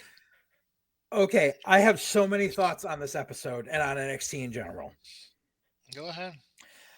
Okay, so the whole episode is trash. Like, it's become a game of can you top this, with each week has to get worse, apparently. Like, because it went from, like, literally, it was just a few weeks ago where I was like, I can find at least one good thing on every episode. Then it went to, this is the worst episode I've seen. Then it went to, this is worse than the worst episode I've ever seen. And it keeps getting worse. Here's the entire, tonight's going to be awful, because I'll be goddamned if they fucking sent the fucking Viking Raiders down to NXT to do the job to these green motherfuckers. That will be the biggest fucking that's worse than having Tommaso tap out to Braun Breaker for the fucking title. Oh, poor Hanson. Right. Like, I understand, it's all Pritchard is doing is being like, oh, well, this is what Corny did in OVW. He would bring guys down to help get the younger talent over. So that's what I'm doing. No, that's not the fucking same. It is not the same at all. Like, because all you've been doing is ruining shit. You actually had a good thing going, putting the fucking title on Dolph for those few weeks, and then you ruin that. You bring Natty down, and you're going to have Natty, like, job out to fucking Cora Jade, which is going to be fucking awful. You can't bring people that are prominently featured on regular TV and just pluck them down to Florida and have them lay down for someone and be like, now they're a made man. No, that's not how this fucking works. You've sat there and you've trimmed out all of the NXT veterans that you had by either putting them up on the main roster or fucking firing them. So now they have no one to work with, which is why you've got Tony D'Angelo working with Santos, because Santos is a fucking, like, they're both heels, but Santos is the closest thing to a veteran you've got down there. Like, same thing with Mello. Mello is a ring general compared to a lot of these fucking greenhorns. You know what's sad? What? Because of all the influx of old out, new in, mm-hmm. You know who would be considered one of the veteran talents down there right now? This isn't a sad thing from a talent perspective. It's just sad considering how much turnover there's been. Mm-hmm. Cameron Grimes would be considered one of the veterans. Exactly. Exactly. He is. But so it's the product is just, it is on this fucking spiral that the show can't be saved at this point. And with the way they have it presented right now, the show can't be saved, and the show is only going to get worse. This is what needs to happen. I was having a conversation with a friend, and honestly, and this is what needs to happen. NXT needs to go away for a while, and I don't mean be canceled. I don't mean that. I mean they need to take it off of USA. They need to have it be on only Peacock. That's tough, man. And go back to the way it was when it was just on Hulu Plus. You can still have it be a developmental, and you can still have it in a televised form, but you have to give it less of an audience. And it has to go back to actually working in front of real live crowds and not just the PC. Because there's no middle ground anymore.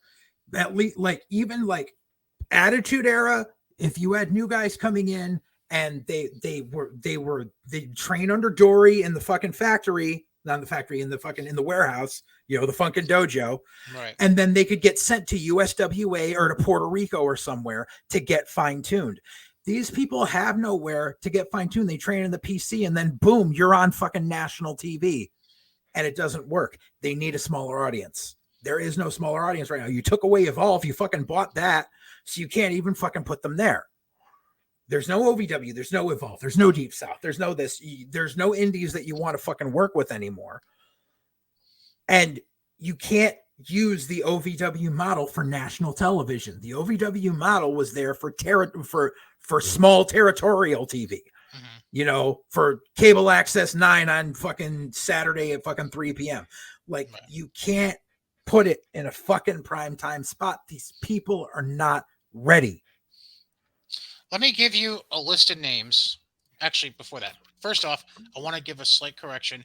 Sanga is not technically gone, so whoever the guy was that was released. Oh, okay. My bad. Okay. My bad. It's not Sanga. Mm-hmm. But yeah, so I want to clear that up, number one. Number two, I'm going to give you just a list of names off the top of my head by looking at the rosters right now. Mm-hmm. These are who would be considered your veterans essentially right now in NXT. Right. On the male and female side. Right. So one would be obviously Cameron Grimes, like I just mentioned. Mm-hmm. I would say all three guys in Legado technically, be considered veterans at that point. Well, at the very minimum, obviously Santos and Zima Ion, Joaquin. Yeah. Technically, Fabian Eichner is still considered NXT. Yep. Mm-hmm. Other than that, for the guy side, I guess Wesley. Well, yeah. And Roddy, as long as he's still there. Yeah. Other than that, I guess you could say Grizzly Gung veterans. Yeah. Which God knows how much longer they're going to be there. Right. On the female side, I guess we'll call Mandy Rose just because she's been on the main and back. But she's fucking terrible. Candice LeRae, but she's been on maternity leave for months now. Mm-hmm. Io Shirai. I guess Indy Hartwell. Yeah, and I guess Kaylee Ray. Right.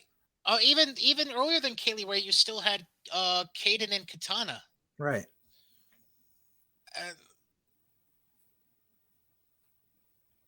Wendy Chu, maybe, even though she's gone through like 3 different characters at this point. Yeah. Right. Yeah. They can't sustain what they are on right now. You can't just keep throwing people, because then you're gonna keep getting these cuts where they're like, these guys didn't get it. And the thing is, some guys just don't get it, and that's the way it is. But you can't very well say these guys don't get it when you fucking throw them to the wolves on national TV and they have a couple of shit matches, and it's just like, dude, like, you put them in a fucking situation where, like, you can't keep putting people in a sink or swim situation every fucking week. It doesn't work like that. People need, and this was the metaphor that I gave that really stuck. As far as, because I've been a proponent of NXT since NXT became the developmental. Right. Like, I hated the game show, but I've been a proponent of it since its inception as developmental, and where it was like, you had to find a way to seek it out. There's a reason you don't get to see Pawtucket Red Sox fucking games on ESPN. They could have kept it with Red Sox. It's okay. It's still, but you know what I'm saying? Yeah. You find that on your local TV station. You don't see AAA minor league stuff on ESPN or on Fox or on NBC. No, you're right. It doesn't work that way. See, here's the innate problem, though, that they have with the TV deal right now. And I'm not saying I disagree with you, but here's the problem they have. When they made that deal, it was back when they had their indie-rific roster. Exactly. They had a legitimate product on their hands. Right. Now they've kind of just fucked themselves at this point. Mm-hmm. Yep. And in a way, they've kind of fucked USA. Exactly. So you know what they need to do? They need to renegotiate the contract with USA to keep the programming time, get it so that they don't have to do live, and replace that with fucking Superstars or Main Event. Take NXT off of USA. Or cut NXT down to 1 hour. I mean, I agree with the whole don't do it live anymore. Cut NXT down to 1 hour. Mm-hmm. And you could either do NXT and NXT Level Up, promote that from Peacock onto main programming. Option B, if you have it in the can early enough, you could move NXT UK from Peacock onto. Yes, exactly. That was going to be my other thing, is do one, exactly. That way it's still technically a 2-hour NXT block. Right. And let people get familiar with NXT UK, because God knows fucking... There's people that don't know jack shit about NXT UK. Right, like, who really know anything about Nathan Frazier aside from, like, you, me, and the fly on the wall? Exactly. Or A-Kid. Fucking poor A-Kid. Where is he now? He debuts and then disappears after the ladder match qualifiers. Yeah. Right. I don't know. You know, it's just it's unbelievable. And they can't just keep Pritchard can't just keep plucking people from the main roster to put there willy-nilly, because that's going to end badly. I mean, what next? We're gonna see the fucking Street Profits do the fucking job to the Green Brothers. Let me ask a question that'll really hammer this home for everyone. Assuming Braun retains tonight, where do you go from there with Braun Breaker? Your only option is Carmelo Hayes. Like that's a legitimate question to ask. Mm-hmm. Like, where the fuck do you go? Right. Whereas if they had kept the fucking title on Dolph, they could have had this program running all the way. They could have had Braun chasing that fucking title until the end of the summer, and then win it, and maybe give him some credibility. I know. Because now, literally, because I'm sorry, but they're not going to put the title on Joe Gacy. They're not, unless they're that stupid and they're going to try to bring Braun up to the main roster next week. Right. And here's your setup, by the way, for Spring Breakin', which is tonight as we are recording this on Tuesday, May the 3rd. Your rundown that's been publicized so far. Like I mentioned earlier, the Creed's taking on the Viking Raiders. Nathan Frazier has his official NXT debut match against Grayson Waller. Cora Jade and Nikita Lyons in a tag match against Lash Legend and Natalya. Cameron Grimes in a triple threat for the North American title against Carmelo Hayes and Solo Sikoa. The NXT title, Braun Breaker defends against Joe Gacy. And then a sit down of Godfather proportions between Tony D'Angelo and Santos Escobar. Did you mention the tag match? The Green Brothers and the Viking Raiders? That was the first one I mentioned. My bad. So 5 matches and a sit-down segment are booked as of right now. A sit-down segment after we just saw a sit-down segment on fucking Dynamite that went nowhere. Well, one would think WWE Creative would be a little more. It's Bruce Pritchard. Right. Like, you know what's going to lead to? It's going to lead to a 6-man tag match coming up. Oh yeah, and that's going to lead to a blow-off match at the In Your House event they're going to do over the summer between Santos and Tony D. That's what it's going to be. It's going to be. No one's going to care because it's heel versus heel. 6-man tag, Santos, Tony D. Right, and it's heel versus heel the whole time, so no one fucking cares unless you're going to flip Legato. No one fucking cares. Like it's you can't do matches for the sake of matches on fucking national TV, Bruce. You fucking moron. I don't know how many times I fucking have to hammer this home. Matches for the sake of matches hardly works on the fucking indies, let alone this shit. And then, okay, so I got to get back to Roderick Strong. This fucking moron. I'd never liked Roddy. I've worked with Roddy. He's a fucking arrogant piece of shit. You've said that before. Yeah. This motherfucker wants out of his contract now. He just re-signed in November. After everyone else had been released or was not renewing, and after his fucking wife had been released. Yeah. So, and the thing, go ahead. Go. You know something? Grant him his release. Grant him his release and watch Jerry McDevitt come knocking on Tony Khan's door. Because if his ass shows up on Dynamite, that's contract tampering. They already had a case with fucking Keith Lee. Now they're going to fucking hammer it home and be like, we know you've been talking. And guess what? Now you're going down. You want to talk about how much money you got, Mr. Billionaire Boy? Let's see if you got a lawyer as good as Jerry McDevitt. And he can go circle jerk with Daniel Garcia over the PWG title if he wants. Oh my fucking God, seriously. Like, oh, I couldn't believe when I saw that shit. Oh, Daniel Garcia is a Pro Wrestling Guerrilla champion. Yay. When's the last time Pro Wrestling Guerrilla had champions that weren't featured on fucking TV somewhere else? There's a trivia question for you. It's an excellent question. It's an excellent question I don't have the answer to right now. I'll try to get back to you on that. Because the fucking House of Black are still the fucking tag champions there. The House of Black. The House of Black. What are they? The Knights of the Black Throne. Or I think they're called something else there too.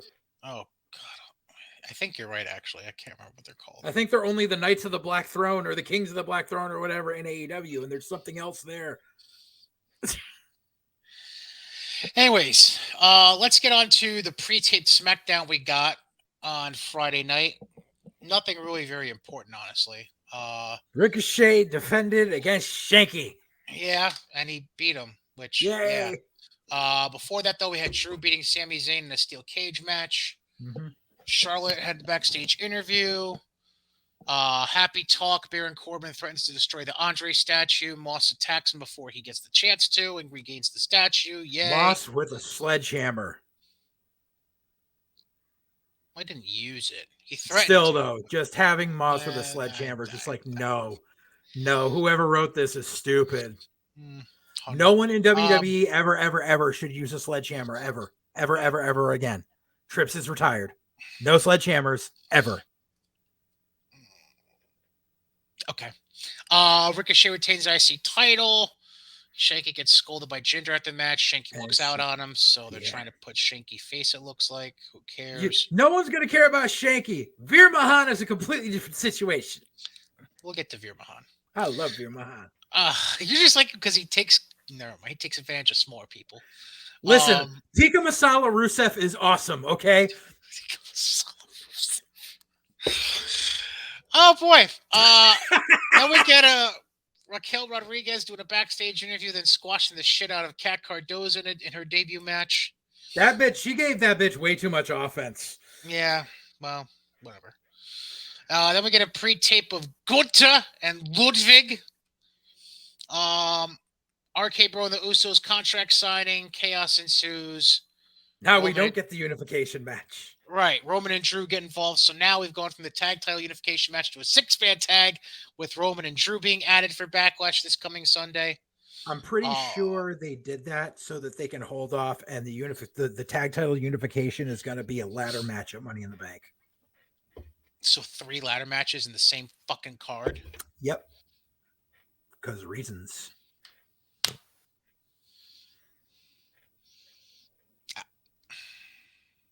Please no. I hope you're wrong. That's a ladder match. I really fucking hope you're wrong. They need selling points to fill that stadium. You already have 2 ladder matches. So? There's no need for a third. They used to have 3. Huh? When they had the separate, what do you call it? When, or no, did they, there had to be one year where they did the women's and they also had one for SmackDown and one for Raw. Back when they still had the world title, not the universal. Right. The women's Money in the Bank. Because there used to be 2 men's. There used to be 2 men's, remember? And I'm almost positive there was one year where there was 2 men's and a women's. I'll work on that. Yeah. Anyways, what else? I mean, hey, TNA used to have an entire pay-per-view of cage matches. So. Oh. True. Then we get Naomi beating Shayna with Natty and Sasha getting in the mix after the match. They pretend that Shayna broke Naomi's arm. Mm-hmm. Sure. Yeah. We'll go with that. Reasons. And I'm looking at the wrong pay-per-view to figure out this Money in the Bank thing. Good job, Brian. Then we get Woods beating Ridge Holland, followed by Sheamus beating Kofi, and then Ridge putting Xavier Woods through a table. Good to see he didn't try to break his neck this time, too. But now there's a tables match upcoming this week. So God knows, like, the Ridge Holland should not be allowed on TV right now. I'm sorry. Well, we've discussed that. Then we get another pre-tape package with Lacey Evans. I'm not even going to ask you your opinion. I'm just going to go with it. Then we get, why is there no, that's weird. Then we have the Beat the Clock challenge because we really fucking needed it. A Beat the Clock tap out challenge.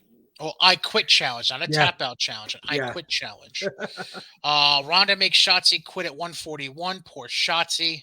Mm-hmm. And then Charlotte can't beat Aaliyah quicker than the 141, so Ronda wins the Beat the Clock challenge. Because again, reasons. We really fucking needed that before their I Quit match at Backlash. Yep. What the fuck ever. I have a very, very. I don't know if it's. How should I put it? I'm not exactly sure if this is a controversial take I'm about to give, but I'm gonna give it anyways. Mm-hmm. It's probably something you might have said before, and I just don't remember it. But I'm gonna fucking say it anyways. Mm-hmm. I want you to look in my eyes when I say this. Ronda Rousey can't wrestle. She's sustainable. She's never going to be a ring general. She's sustainable.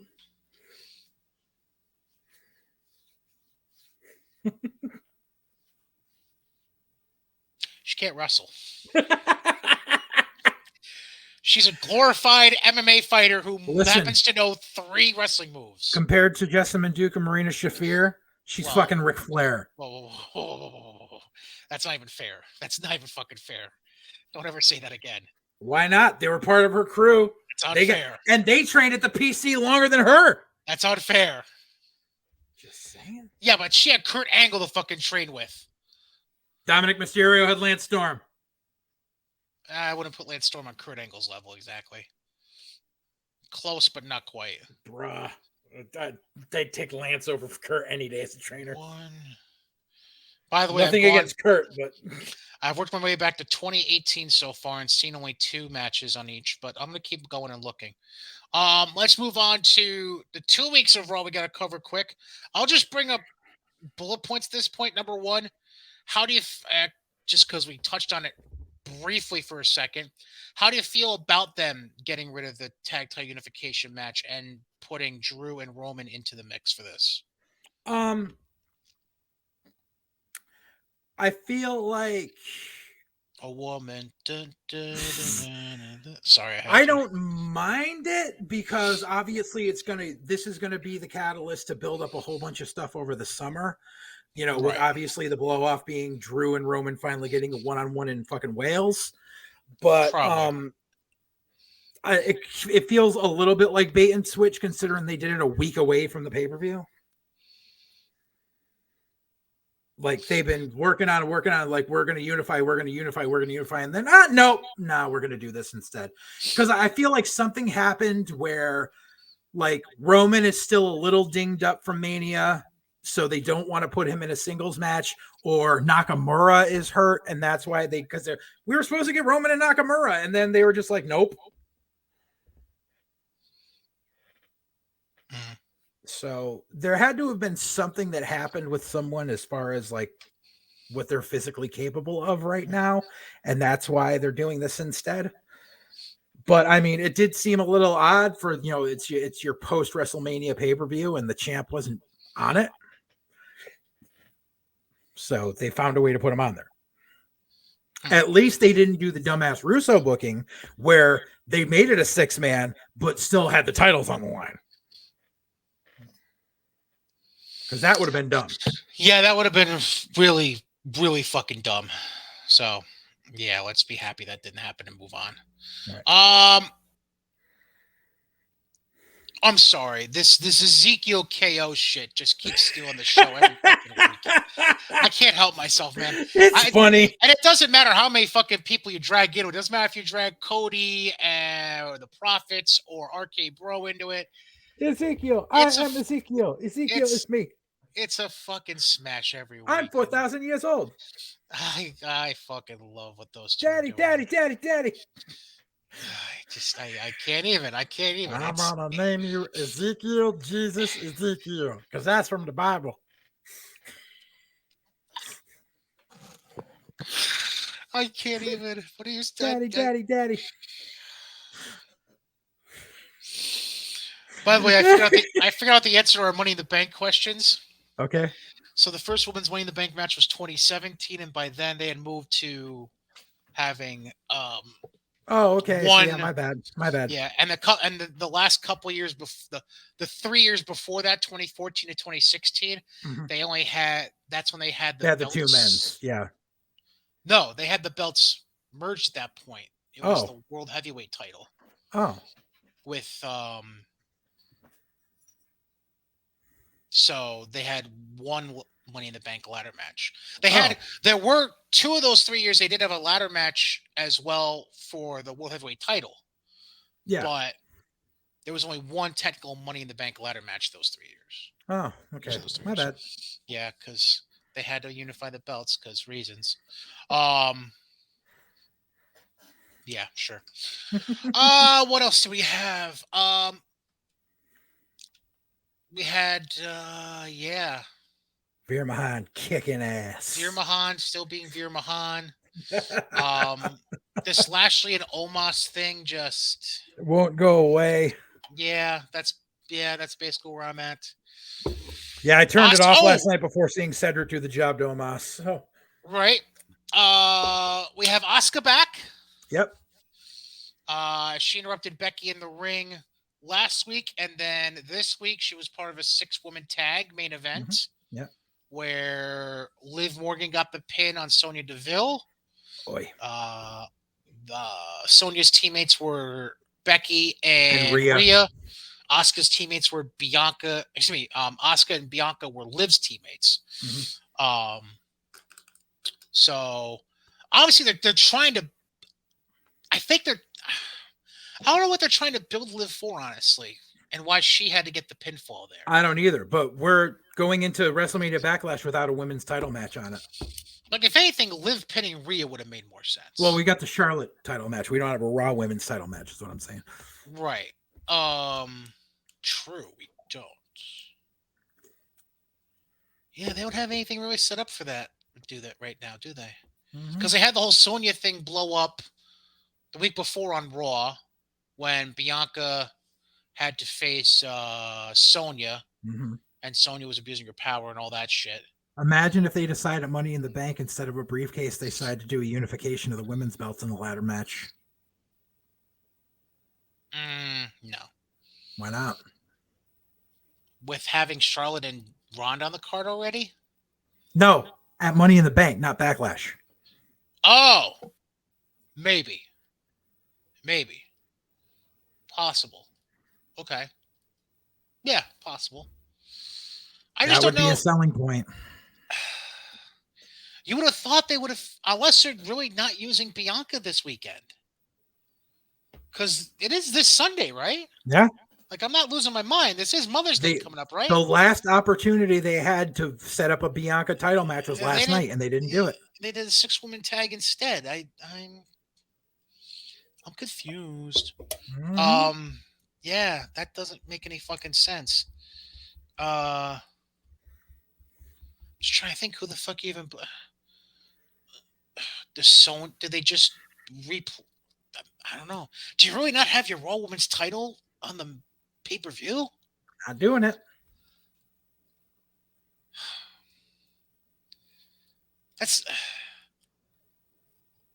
Yeah, that doesn't make any fucking sense to me. I don't get it.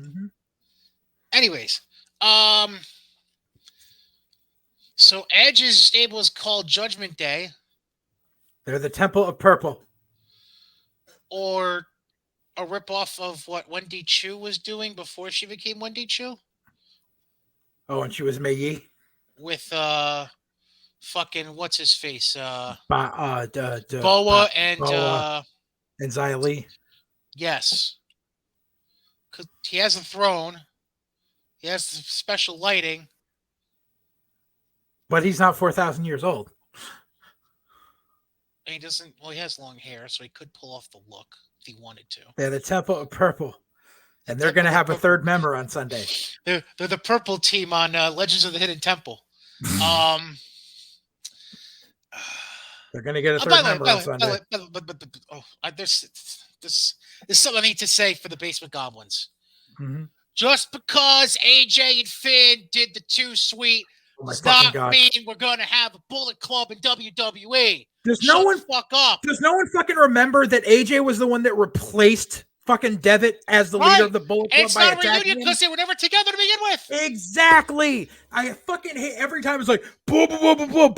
It's like there was never a time where AJ and fucking and Devitt or fucking Devitt and fucking Omega or any of them were ever in the fucking Bullet Club at the same goddamn time.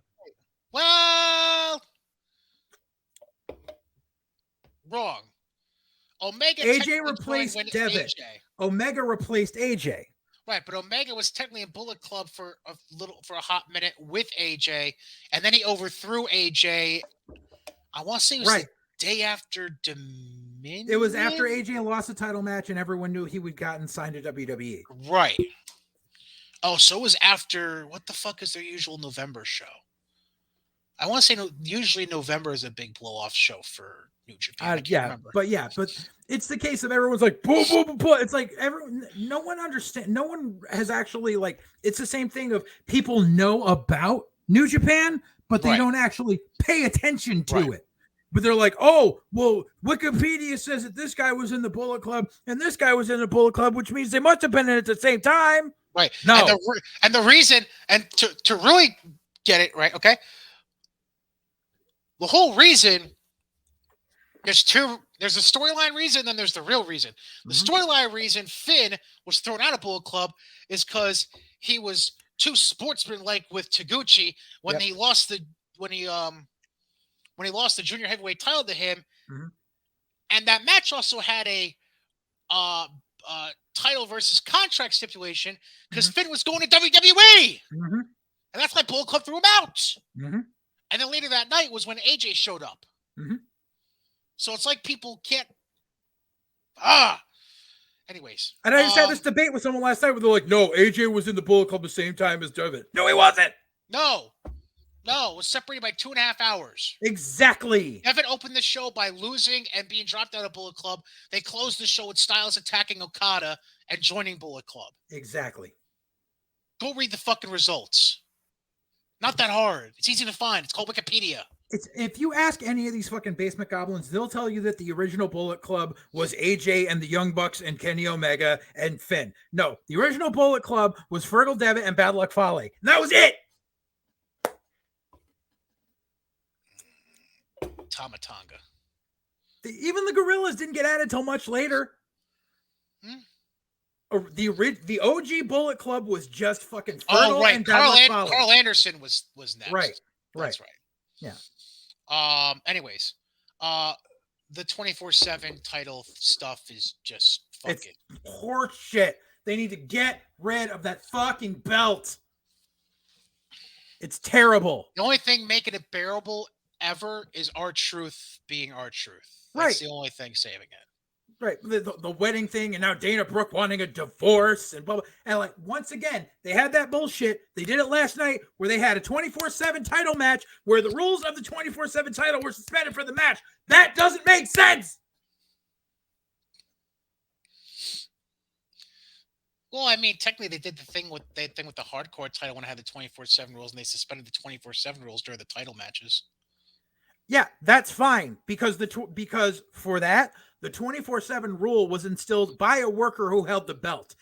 The hardcore title was never called the 24/7 title. And they never said that would be like having a match for the hardcore title where you could lose the hardcore title by disqualification. True. And then one other thing, we had another return. Mustafa Ali is back. Insufferable. Apparently trying to go after the U.S. title, and not anymore. Now he got to deal with Big Daddy Ciampa. The Miz is in the midst of it, but also after both of his matches, both last week and this week, Ali got attacked by Ciampa. So that's right. Yeah, so we'll see what happens with that. Go get stomped by Ciampa, then go whine on Twitter again. Fuck off. So the card, as it looks like right now, 6 matches for WrestleMania Backlash this weekend. I'll run through them quick. Lashley versus Omos, because everybody wants to see that rematch. Happy Corbin against Madcap Moss, because everybody wants that blow off. Terrible. AJ Styles versus Edge with Damian Priest banned from ringside because of AJ beating Priest on Raw. Which means they'll get a third member now. Correct. The 6-man tag we mentioned, Drew and RK Bro against the Bloodline. Cody versus Seth Rollins 2. Well, I say 2 because I'm assuming there's going to be a third, and that Seth's going to win. And then the I Quit match for the SmackDown Women's title, Charlotte defending it against Ronda Rousey. Which will probably close out the night. It's very possible. Very, very possible. That being said, that's all I've got. I got a few things to talk about. Go ahead. First, I'd like to talk about the whole Dark Side of the Ring thing, because God knows there's been 1,000 things that have come out in the past days. So, of course, people like Meltzer and fucking Dirt Sheet Radio got to go and report bullshit where they said that it's been canceled. And then Vice comes out on fucking Twitter and goes, "We didn't cancel it." Yeah.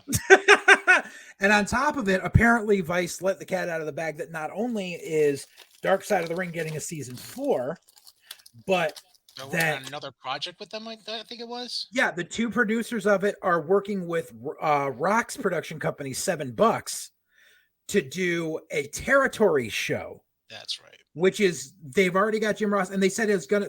So what I saw was people like, oh, it's kind of be like Table for Three, but with more people. I was like, oh, so it's going to be like the Legends roundtables that they used to have on the WWE On Demand service. Yep. Which you can still see on Peacock.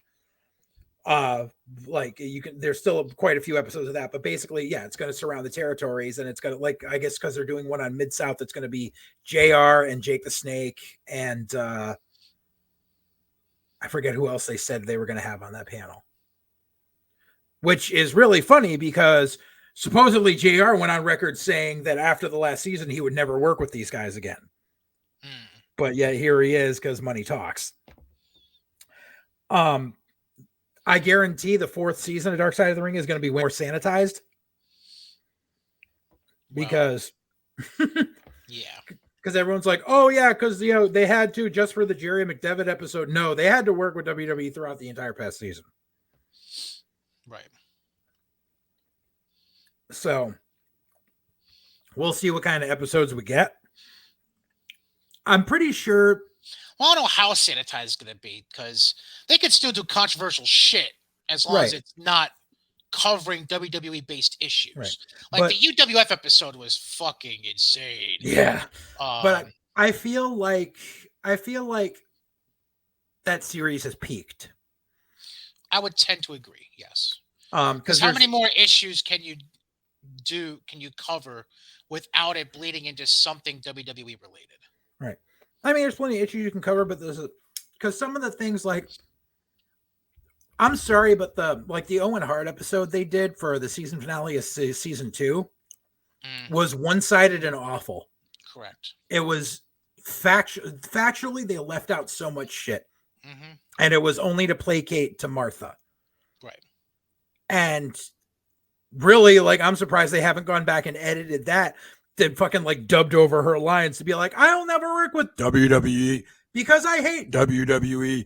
Like, because dumb bitch all of a sudden has no problem working with AEW when she said she wants something to do with wrestling. Money talks, baby. Exactly. And just, it's like every time they go to cover something, they're just like, oh, this is going to be the most controversial episode we ever have. And then it's just kind of meh. Yeah. Like the whole steroid trial thing. I mean, it was like, okay, yeah, but they hardly covered anything in it. They were just like, man, I mean, like I'm sorry, but like the UWF episode was blow for blow on what the trial was. Exactly. The UWF episode was great. The New Jack episode was great. The Bruiser Brody episode was great. They had good episodes. But they also had some that just weren't that great. And like everyone that says like, oh, the Plane Ride from Hell episode ruined everyone's careers. Well, like, I'm sorry. They're like, oh, it canceled Ric Flair. Really? Because I still see Ric Flair's Car Shields commercials. And I'm pretty sure WWE just did an episode of Evil on Ric Flair. So I'm pretty sure Ric Flair hasn't been canceled. Oh, they canceled Tommy Dreamer. I'm pretty sure Dreamer's still getting booked at indies all over the fucking place. So I'm pretty sure Tommy Dreamer hasn't been canceled. Sure. Like, it's just unbelievable. So like, we just have to see like where it goes. And, they obviously haven't announced a season premiere date for season 4, because if the whole thing was Vice released their 2022 to 2023, like release block of all their shows. And apparently Dark Side of the Ring wasn't listed on there. And so that's when it was like, they didn't get renewed. Exactly. But then Vice came out in their defense. So we'll see what happens with that. I wanted to touch on that. The other thing I wanted to touch on, speaking of people being canceled, I must have missed this because I don't know what you're about to talk about. Oh, you know what I'm going to talk about.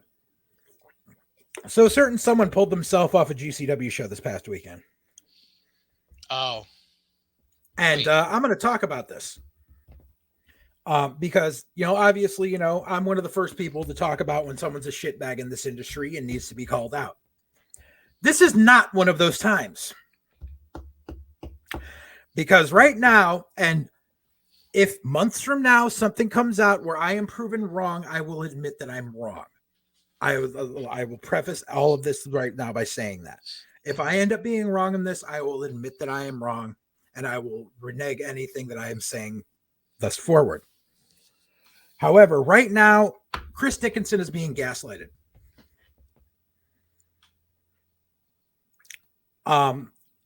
I've worked with Chris Dickinson on several occasions. I know many people that have known Chris for years, and these allegations against him are bullshit.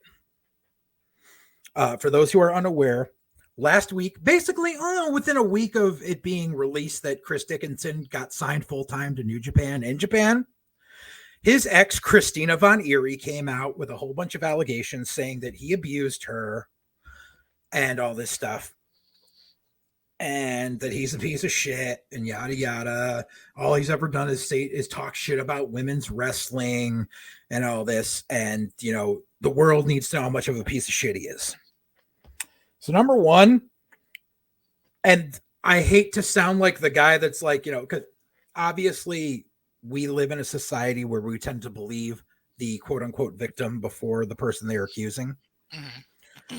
And I hate to sound like one of those guys that's just like, well, why did you wait so long? Blah, blah, blah, blah. But in this case, they were in a relationship years ago. I remember when they were in a relationship because it was one of those insufferable indie wrestler relationships where it was, if you want to book me, you got to book my girlfriend too. They broke up in 2014. That's 8 years ago. Mm-hmm. And in her entire tirade, she came out and said like one of the worst things he did was basically she had a chihuahua that she had that died of old age. And the day that the dog died, he sent her a text sending his condolences. And she was like, that was a piece of shit move, you fucking asshole. Like, because he said, I'm sorry your dog died? That makes no sense to me. Like, that's someone who says, something, we ended on bad terms, but I know how much this pet meant to you, so I'm reaching out and giving some sympathy. Like, how is that a dick move? I'm still trying to figure that out.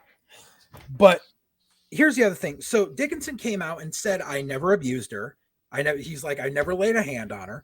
I don't know what she's talking about. And basically, like, he came out right away. Like, usually when a guy's guilty, especially in the wrestling industry, with what everything that happened with speaking out and everything, if a guy got called out and you knew that he was called out, they would fucking deactivate their Twitter and fucking go run and hide and shit. They wouldn't come out automatically and say these allegations are false and I will stand by this and I will provide proof if need be. Usually they just turn tail and run. Or they ignore it completely and just, they no-sell it. Chris faced this head on.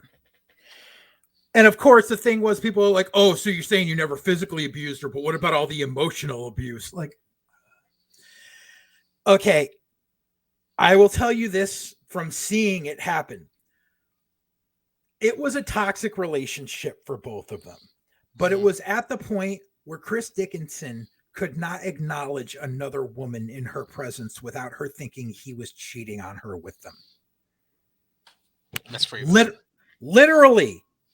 Ran into Carol once. Carol was like, yeah, you worked with my husband, blah, blah, blah, blah, blah. And she's standing in the periphery and he's like, I don't know who you are. Because she's giving him the look of death, like, who is this bitch? And I know you fucked her. Mm-hmm. She was that nutty. I don't have all the details, but I do have one quote that I can say is from a coworker, and there is a reason Shimmer stopped booking her. And that's all I can say on that matter. But she is a toxic individual. Apparently, she started doubling down on all this shit. She claimed the day this came out last week, because I think it happened on Tuesday, She said that she has a photo of her face after he slapped her. Mind you, this is the only time she claims that he abused her, but she says that he slapped her and she took a picture and she has the proof and she will provide the proof in just a little bit. That was a week ago. She still hasn't provided this photo, and when she's been asked about it, she says it's on an old iPhone from 2014. I hate to break this to you, but all Apple products have been cloud-based since 2011. So you don't have to go find the old phone. It's on the fucking cloud if you actually do have it. Just pointing that out. And so on top of it, because of all this bullshit, Dickinson pulled himself from the GCW show on Saturday. He issued a statement saying, I'm pulling myself out because of all these allegations. And in it, he said, I'm lawyering up. Good for him. Exactly. And that is a sign of, I'm sorry, but when allegations came out right at the beginning, he says, I'm lawyering up. That means that he's got more proof than she does. Damn shame. It is. I mean, the thing is, and it's just, it's jealousy. It's complete jealousy because he got signed. Because she hasn't worked in years. Mm-hmm. No one wants to book her anymore because they know how toxic she is. Yep. And it's a damn shame. And like I said, if word comes out months from now that I'm wrong about this, I will say that I am wrong. But this is someone that I have worked with, that I know many people have worked with, who has always been on the up and up. And like, it's just ridiculous. It's utterly ridiculous. Like the bullshit that this dude's going through. Mm-hmm. And I was sitting there checking on like the trends on Twitter and everything. And the thing is, like, she's only got like a handful of people that are siding with her.